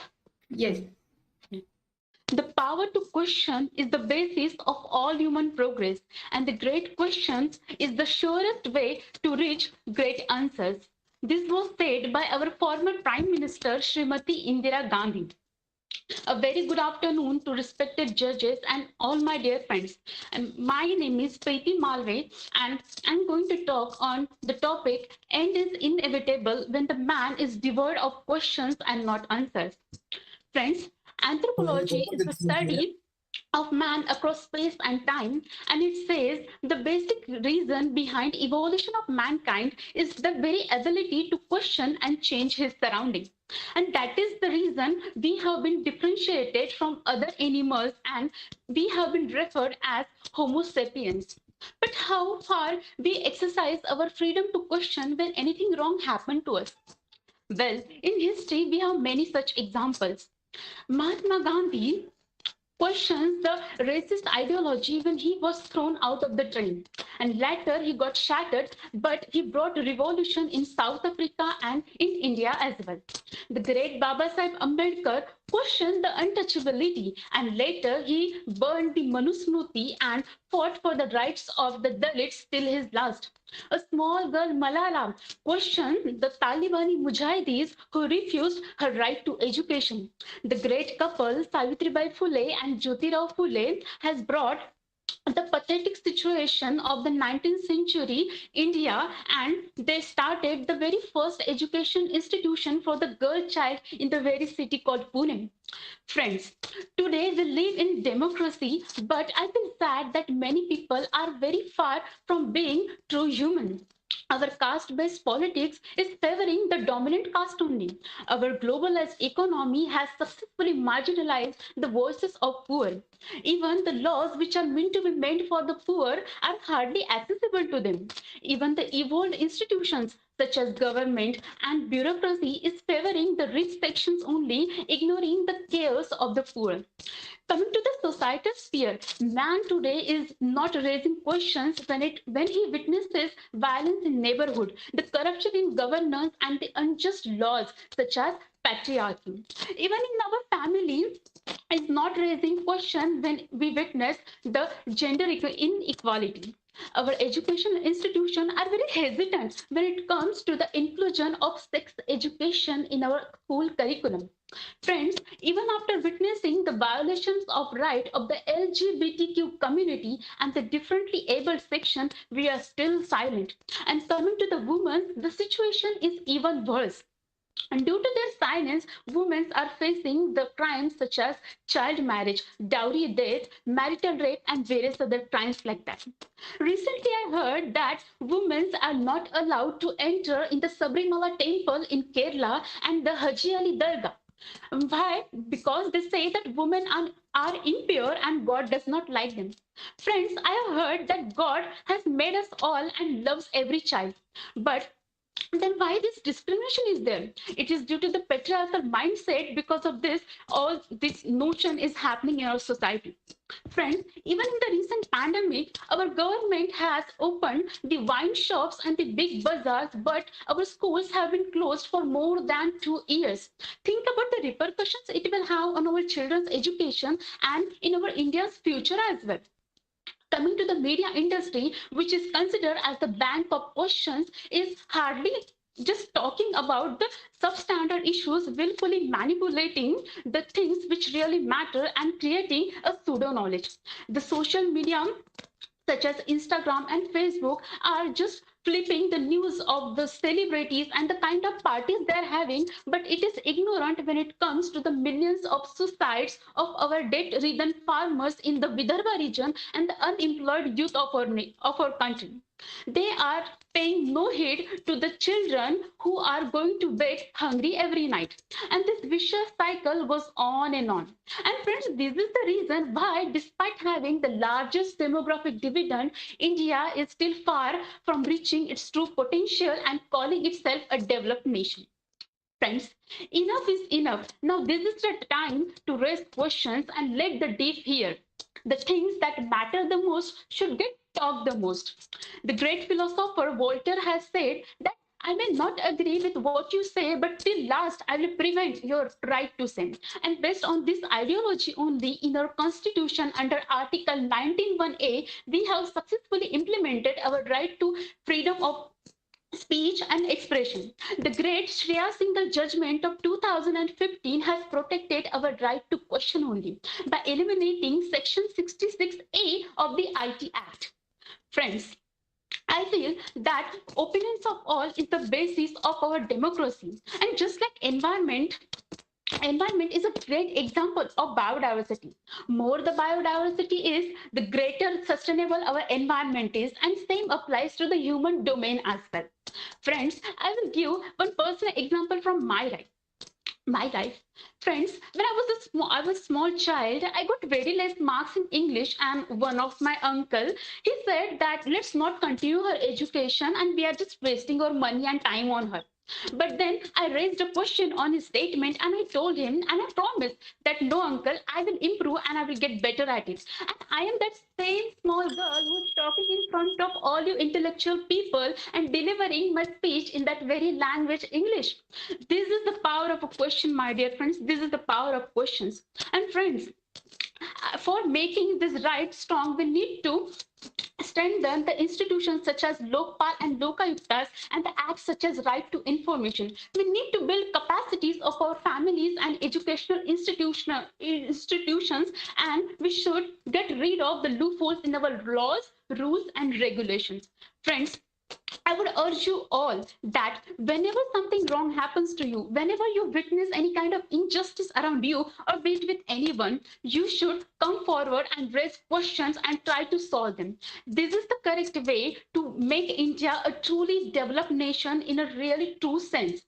Friends, at last, I would say that we as a human has a duty to respect all the mankind, and for protection of this mankind and our survival and the survival of our very democracy, it is very essential that we fulfill our duty and exercise our right to freedom and question and fulfill our responsibility for making our country, India, a truly developed nation. Thank you so much for giving me this opportunity to speak.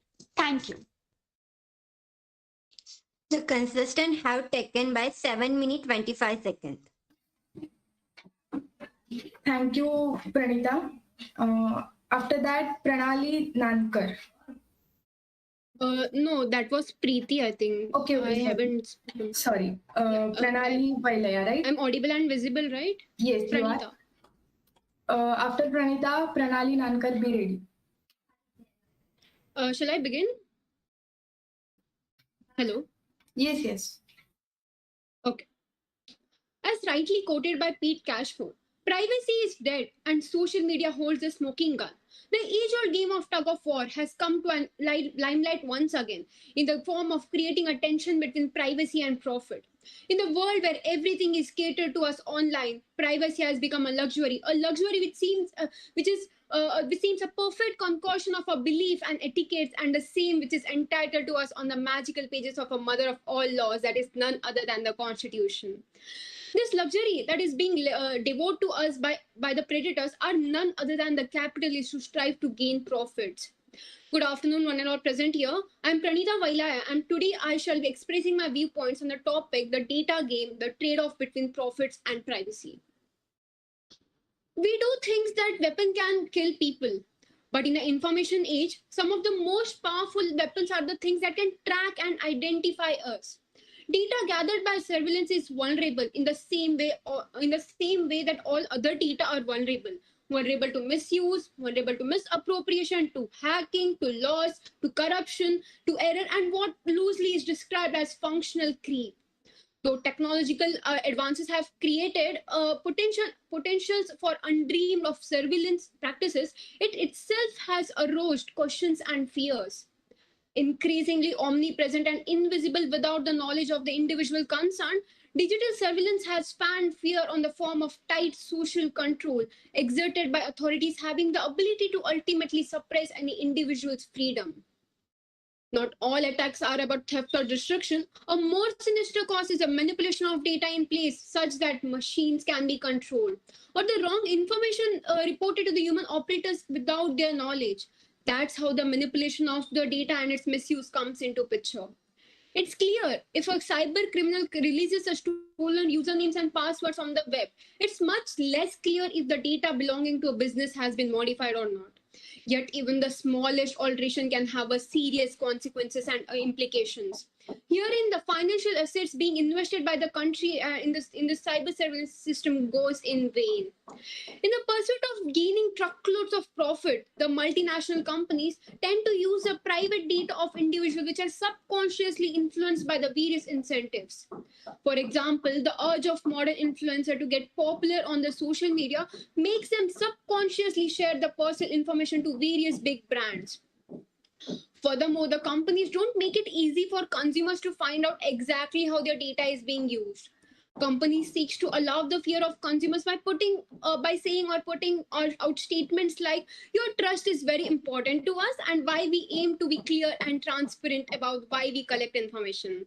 The company could reinforce the statement with a video on its website where a smiling employee repeats the data privacy is important and don't want to spend an afternoon, and thus people don't want to spend an afternoon digging through this legalese of the privacy policies. But if they read the policy, they could find such invasive practices as the intention to share the third-party cookies and collect personally identified information like the name and the address. The widespread adoption and integration into our lives of internet over the last 20 years, along with the use of smartphones over the last 10 years, has led to a human producing more recordable data than ever before. For instance, the data which we surf online is being washed over by search engines, which ultimately shows us that a particular kind of advertisements giving boost to their sales profit. Companies like Facebook, Google have become one of the largest and the most powerful union in the world, making untold billions in process by knowing every aspect of their customer and using and selling that personal data to marketers in order to target a specific audience based on the customer's personal feature. In 2016, we had this figure rising to 85% of every pound dollar spent on digital being acquired by either Google or Facebook. Customers have simply given out over their personal information to these companies without even realizing the extent of their actions. Think of all the identifiable content you have stored in your Facebook that can be used to sell your targeted ads. Be it a walking shoes after you liked a hiking group, or the opportunity to bet on a favorite cricket team or a IPL team. Combined with all the information you pump into Google search on the basis, it is reasonable that assume that nearly every aspect of your life is being packed, used, and sold to the marketing companies for profit. As every coin has two sides, so does the data game. Let's not forget the pandemic situation, that the role of the data, where data gathered in the current pandemic, where from tracking to monitoring clinical reports to using this data in controlling further damages and deciding the phase of vaccination to allocation of financial resources and tackling the current pandemic, data has played a significant role. But ironically, the COVID-19 pandemic has also added a threat to this threat by securitizing public health surveillance, making it over-reliant on tech tools. Data revealed by medical sector, which is being broadcasted globally, is arousing anxiety in the minds of people, which is having an adverse effect on psychology. An average person is happy to give a personal information and data, which is when health is involved. But will this lead to further trade-off of privacy in a post-pandemic world? Should there be any trade-off? Will there be any? Will governments start to use more AI to control their citizens? These are the very common questions that experts and common man is pondering upon. Ever wondered that why our modern society is facing a greater need for the system of social control of governance? The answer for this can be derived from the two aspects, the change in economic structure and the social structure.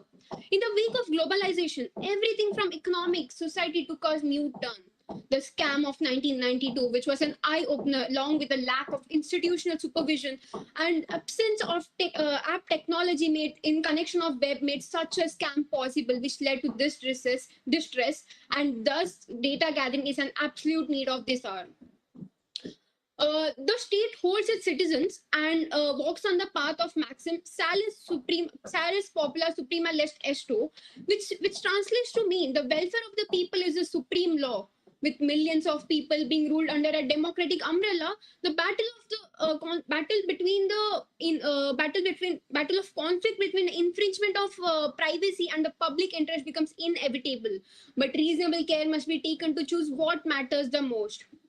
To conclude with, I would like to reiterate the principle of utility given by Jeremy Bentham, which states, the most useful and the moral thing to do is the maximization of pleasure and minimization of the pain, promoting greatest good for the greatest number. Hence, collection of data regime is a growing necessity, taking into account the interest of a larger number of people by trying to inflict the least pain to the rest.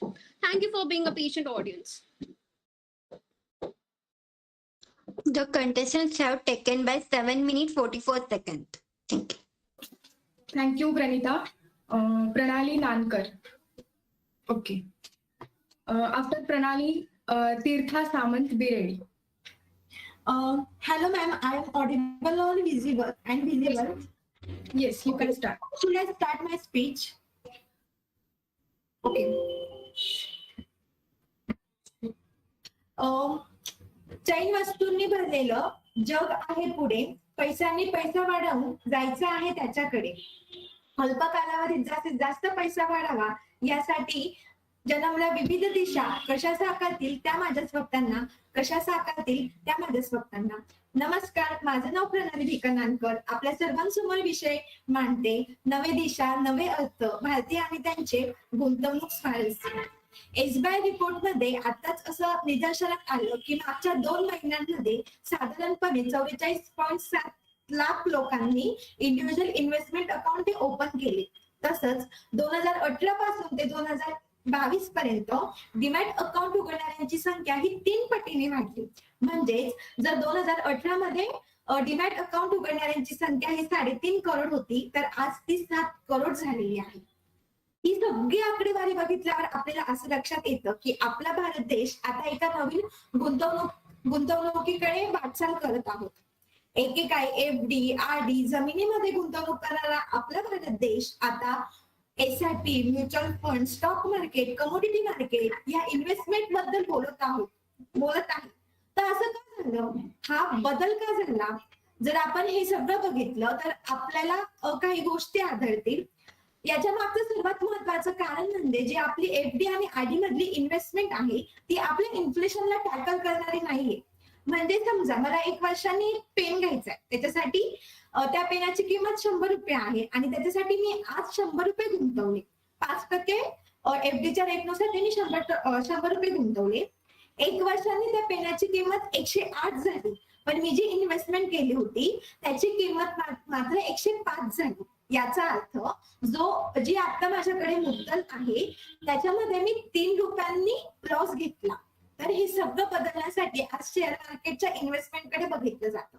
तसंच मला आयुष्यभर कर्जबाजारी नाही राहायचंय. मला कमीत कमी कालावधीमध्ये माझं कर्ज फेडायचं आहे आणि लवकरात लवकर मला कर्जमुक्त व्हायचं आहे, अशी आशा म्हणून सुद्धा शेअर मार्केटकडे बघितलं जातं. तर मार्केटची इन्व्हेस्टमेंट करून मी कसं माझं कर्ज लवकर फेडू शकतो, तर याच्यासाठी मला एक उदाहरण द्यावंसं वाटतं. समजा आपण 20 लाख लोन हे 15 वर्षासाठी घेतलं, त्याच्यावर आपल्याला हप्ता बसला 15,000. जर तेच लोन मी 20 वर्षांनी 30 म्हणजे त्याची टर्म मी 20 वर्षांवरून 30 वर्ष केली तर माझा हप्ता झाला 20,000, म्हणजे फरक पडला 5,000चा.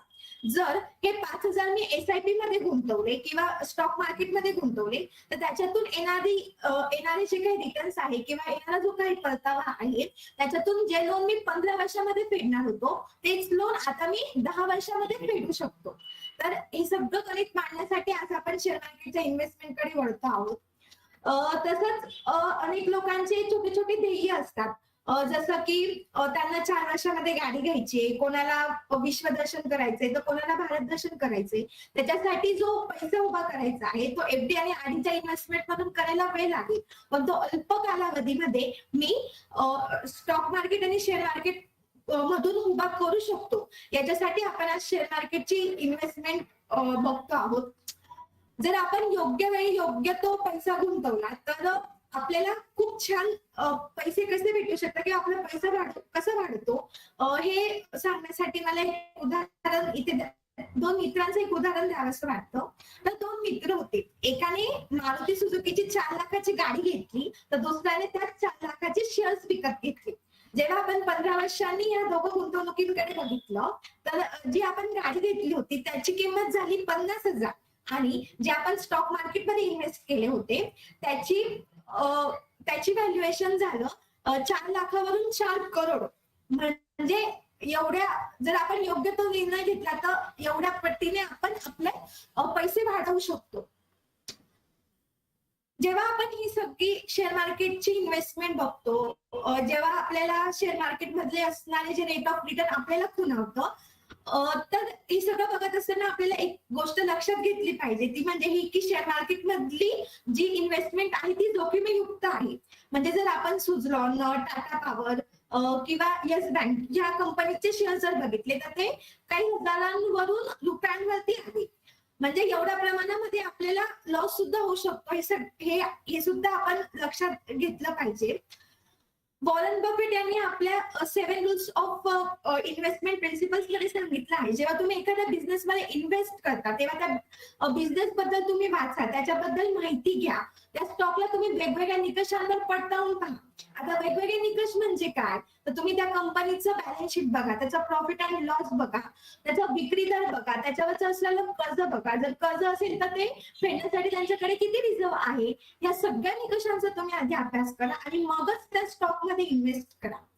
तुम्हाला तुमचा पोर्टफोलिओ वाढवायचा आहे, बनवायचा आहे, याच्यासाठी तुम्हाला 100 स्टॉक शोधण्याची गरज नाही. वॉरन बफेट यांनी असंही सांगितलेलं आहे की जर आपण फक्त 2 ते 3 चांगले बिझनेस निवडले आणि त्याच्यामध्ये जर इन्व्हेस्ट केलं तर त्याच्यामधून येणारे जे रिटर्न्स आहेत ते आपल्या पुढच्या पिढीला सुद्धा पोहोचवू शकतील. एवढे छान रिटर्न्स ते आपल्याला देऊ शकतात. त्याच्यामुळे योग्य तो अभ्यास करून आपण इन्व्हेस्टमेंट केली पाहिजे. आणि हे सगळं मला समजत नाहीये किंवा हे सगळं करायला मला वेळ नाहीये तर आपल्याकडे म्युच्युअल फंड आहे. म्हणजे म्युच्युअल फंडचे जर आपण रिटर्न्स बघितले तर मागच्या 10 वर्षांमध्ये ऍव्हरेजली म्युच्युअल फंडने 15% रिटर्न्स दिलेले आहेत, जे एफडी आणि आरडी पेक्षा काही पटीने जास्त आहे आणि त्याच्यामध्ये जोखीम सुद्धा कमी आहे. त्याच्यामुळे या सगळ्या वेगवेगळ्या निकषांचा अभ्यास करून आपण इन्व्हेस्टमेंट केली गेली पाहिजे. आज आपला देश हा 5 ट्रिलियन इकॉनॉमीकडे वाटचाल करतो आहोत. तसेच आपले गुंतवणुकीचे पर्याय सुद्धा आपण बदलतो आहोत. ही खरंच खूप आशादायी आणि एक खूप प्रेरणादायी गोष्ट आहे. पण मला जाता जाता एवढंच म्हणावंसं वाटेल की करुणी अभ्यास निकषांचा, निवडेला बिझनेस योग्य परताव्याचा, करुणी अभ्यास निकषांचा, निवडेल बिझनेस योग्य परताव्याचा, बनवणी अर्थ माझे निर्भर, बनेल माझा देश आत्मनिर्भर, बनेल माझा देश आत्मनिर्भर. आज आपला देश आत्मनिर्भर होण्याचे स्वप्न पाहत आहे. त्याच्यासाठी आपल्याला स्वतःला आधी आर्थिकदृष्ट्या आत्मनिर्भर व्हावं लागेल. त्याच्यासाठी आपण ही जी काही नवीन वाटचालीकडे आपण जात आहोत ती खरंच खूप छान आहे. हे सगळं करत असताना आपण एका गोष्टीचा विचार केला गेला पाहिजे की आपण गुंतवणूक करताना ते व्यसन होणार नाही याची काळजी आपण सर्वांनी घ्यायला पाहिजे. नाहीतर आपल्याला शेअर मार्केटमधून लॉसही होऊ शकतो. याची जाणीव आपण ठेवायला पाहिजे. एवढे बोलून मी माझे 2 शब्द संपवते. जय हिंद, धन्यवाद. स्पर्धकांनी घेतलेला वेळ आहे 7 मिनिटं 20 सेकंद. थँक्यू प्रणाली. तीर्था सामंत. Yes. Am I clearly audible and visible? Yes, you are. After Tirtha, Rageshwari Bhosle, you will speak. Tirtha, you can start. Speech is the power to persuade, to convert, and to compel. A very good evening to one and all. Myself, Tirtha Samant, and my topic for today is diplomacy for power by persuasion or coercion. I am a theist, a believer in spiritual power, a practitioner of the religion I belong to, and a non-believer in astrology. I, at least for myself, have differentiated my spiritual beliefs, religious beliefs, and astrological beliefs. They are cognitively interconnected within, but independent of each other when it comes to my perception towards each. Well. If at all I've made you wonder how my topic is connected to these beliefs of mine, then I'm here to clear it out. A few days ago, my aunt visited a tarot card reader. She had a few questions to ask with regards to why certain chores of her are being delayed, why certain tasks are not nearing completion, being faced with obstacles, and so on. She seemed seemingly satisfied when she was back home, but her only takeaway from the 2 hour long session was, I need to be diplomatic in order to get my work done. Wow. If such is the importance of this term, then what exactly does it mean to be diplomatic? Or rather, what is diplomacy? Is it something political or anthropological, sociological?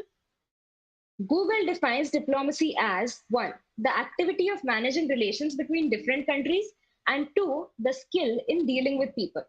Interestingly, the second definition is already a part of the first one because international relations can be managed only by dealing with people of the other country, isn't it? If diplomacy then is merely the act of dealing with people, then why is being an authorized legal diplomat such difficult a process? Because diplomacy isn't as simple as its definition. It is a multi-layered and multi-dimensional term and can be applied everywhere, right from bargaining with your daily vendor or deciding a deal with a broker to making peace between two nations or keeping friendly international relations. But you don't need to have a position or a title to be a diplomat or to negotiate the creation of a more peaceful and, say, harmonious world. You can be a diplomat in your daily life and work too. Having confidence, patience, the ability to listen to others, uh, the openness of mind and heart to compromise, and the drive to complete the demanded work are all everyday diplomacy skills. Now, when we talk about diplomacy for power, let us also understand what power means. Power, in the easiest way understood, is the control upon somebody or something or getting something done. It encompasses anything and everything, right from the powers and functions of a president mentioned in our HSC textbooks to how a certain individual or a group of individuals control the happenings of a huge nation with their own selfish interests. Ironic and interesting, isn't it? Clubbing the two terms now, diplomacy for power is something indeed of utmost importance because these two terms complement each other. Although Henry Kissinger has written that diplomacy is an art of restraining power, diplomacy actually is an art of enhancing power. Rather, it is an instrument of national power. See, in a democracy like ours, you need help from allies, partners, friends, sometimes even antagonists, because you are trying to find a common ground on a particular issue and build coalitions of support. This means that you have to convince others to do something for your benefit, which is indeed difficult. Now, your chances are thus best when you can convince them that it is in their best interest too. To do so, you have to listen carefully, learn what's important to them, and appeal to their values and interests. You also have to gain their trust because if at all they think you are a liar, you're not going to persuade them to your side. And that brings us to persuasion, popularly understood as an approach, method, or skill to make someone do something or believe something. Closely linked with power, isn't it? Persuasion is a powerful tool that is frequently used in diplomatic settings, but it is understudied as compared to more overt forms of diplomacy, like economic sanctions and military coercion. Now, coming forwards to coercion, coercive diplomacy entails clearly communicated threats, a cost benefit calculus, credibility, and reassurance. It is a sort of compellence that attempts to get an actor to change its behavior through threats or use of force. It is more of a political diplomatic strategy that aims to influence an adversary's will. Now, to distinguish between persuasion and coercion, persuasion requires understanding and coercion requires only power. Persuasion uses the trust or respect or the psyche factor, whereas coercion uses only the fear factor. Persuasive power is one that influences people to follow the leader, whereas coercive power instills a fear in the minds of people to do certain action. If we take a simple example of, say, curbing smoking, if you want people to stop smoking, you can use harsh coercion and you can make it illegal. Or you can use subtle coercion and make smoking more expensive. Both are still coercive because the power to give or to take away resides entirely in the hands of the coercer. Now, if we talk about persuasion, it is fundamentally different because it relies on understanding what smoking does to the human body. Someone who is persuaded of its dangers has an incentive to stop, which is completely independent of anybody else's actions.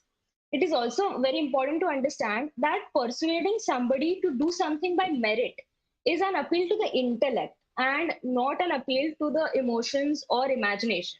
It is thus convincing and it is not persuasion in this case. Diplomacy for power can thus be achieved by all these means, but each has its own set of pros and cons which need to be analyzed well before using. Creating a better future and making Earth a better place to live in is still possible, only if socio-political instruments like diplomacy are used well, where persuasion and coercion can go hand in hand in a balanced manner rather than sticking to an extreme. I would thus like to conclude with a quote of the former President of US, Mr. Barack Obama, and I quote, "In a world of complex threats, our security and leadership depends on all elements of power, including strong and principled diplomacy." I repeat, strong and principled diplomacy. Thank you. The contestants have taken by 6 minutes 57 seconds. Thank you, Tirtha. Rageshwari Bhosle. Rageshwari, are you there? Okay. Yes. Am I visible? Yes. Is After my voice- Rageshwari, yes, you are audible too. After Rageshwari, Sakshi Kolpe, be ready. You can start. Mata Bhumiha Putroham Prithvyaha. Earth is my mother and I am her child.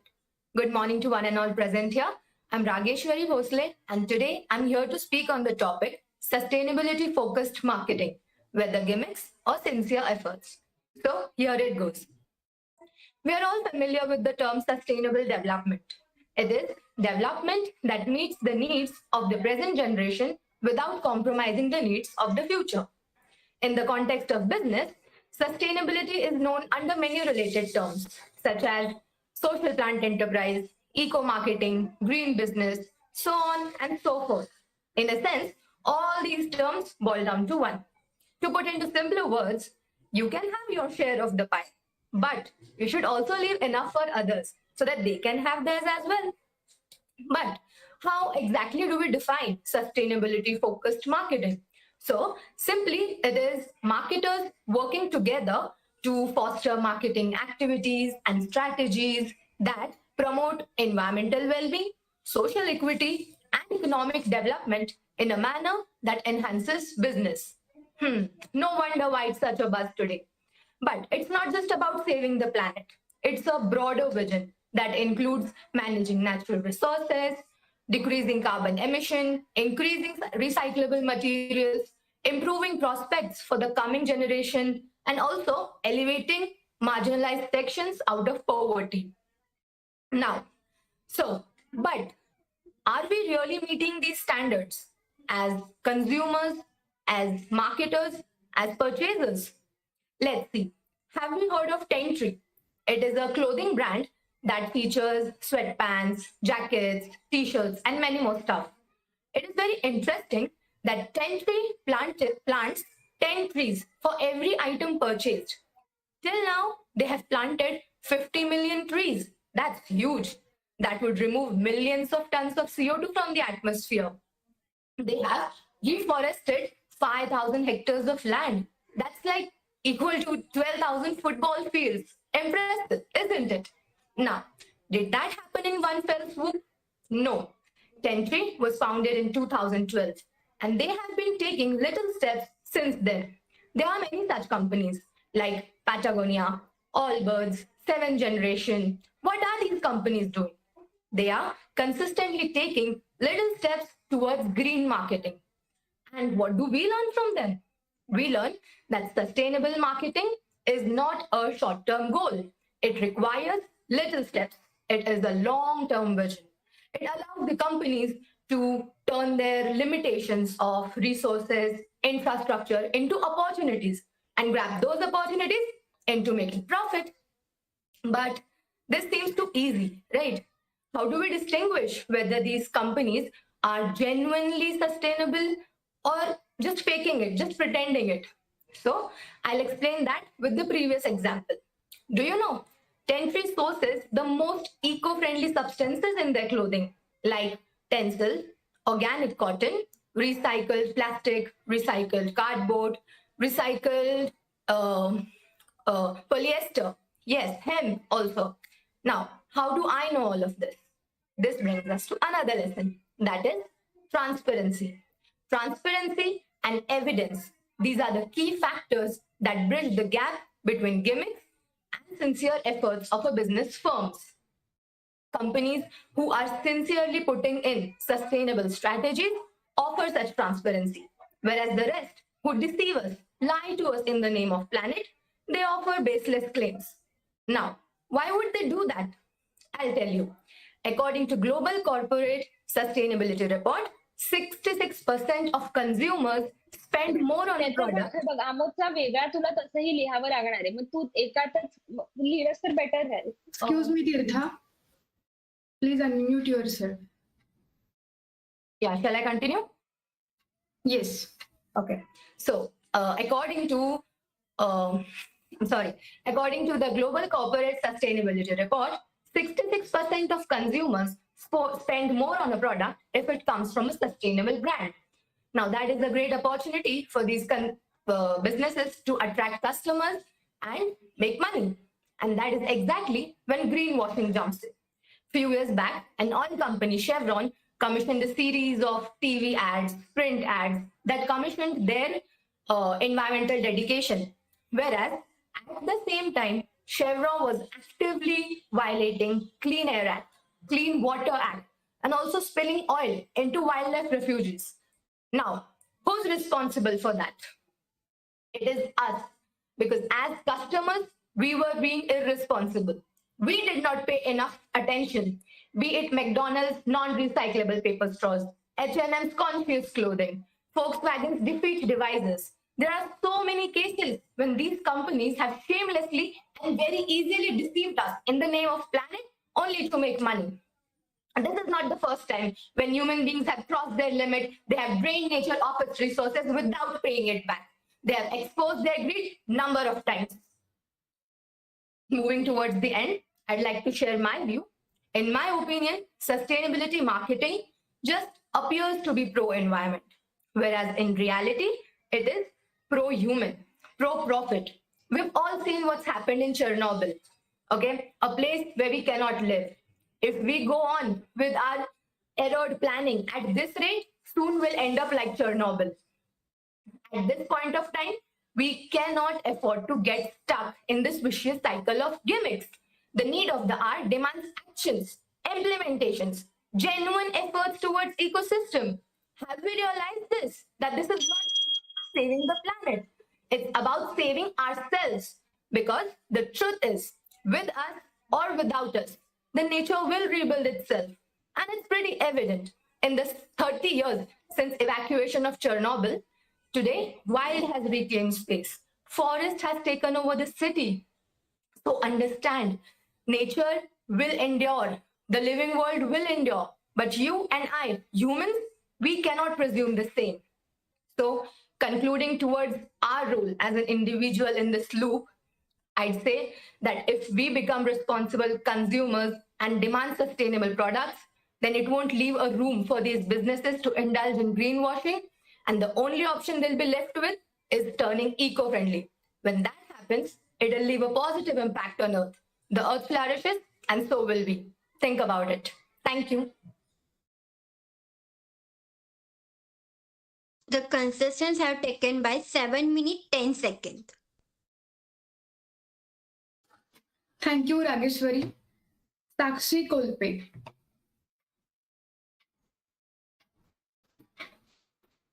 Sakshi? Okay. After Sakshi, Priyanka Shinde, be ready. Sakshi, you can start. नमस्कार, माझं नाव साक्षी कोळके.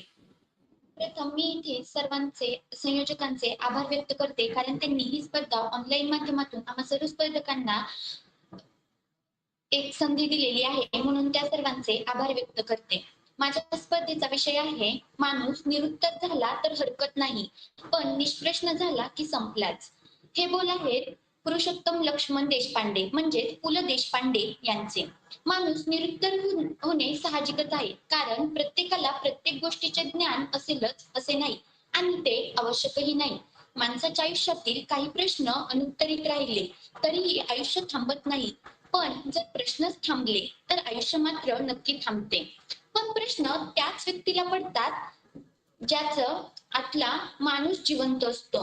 माणसाच्या जन्मापासून ते मृत्यूपर्यंत, जन्मापासून स्वअस्तित्वाचा आणि मृत्यूपर्यंत मृत्यूच्या दाखल्याचा इतके प्रश्न असतात.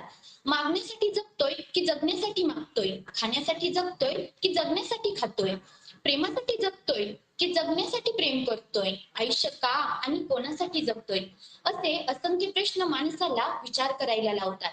विचार हेतूकडे नेतो, हेतू कृतीकडे नेतो, कृतीमुळे सवय लागते, सवयीमुळे स्वभाव बनतो आणि स्वभावामुळेच आपलं ध्येय साध्य होतं. म्हणजे आपण आपल्या प्रश्नाचा घेतलेला मागोवा हीच आपल्या यशाची पहिली पायरी आहे. राज्यशास्त्राचे जनक असलेले एरिस्टॉटल यांनी प्रस्थापित समाजव्यवस्थेवर प्रश्न उभे केले, राज्यकर्त्यांवर प्रश्न उभे केले. त्यामुळे त्यांना विषप्राशन करून मारण्यात आलं.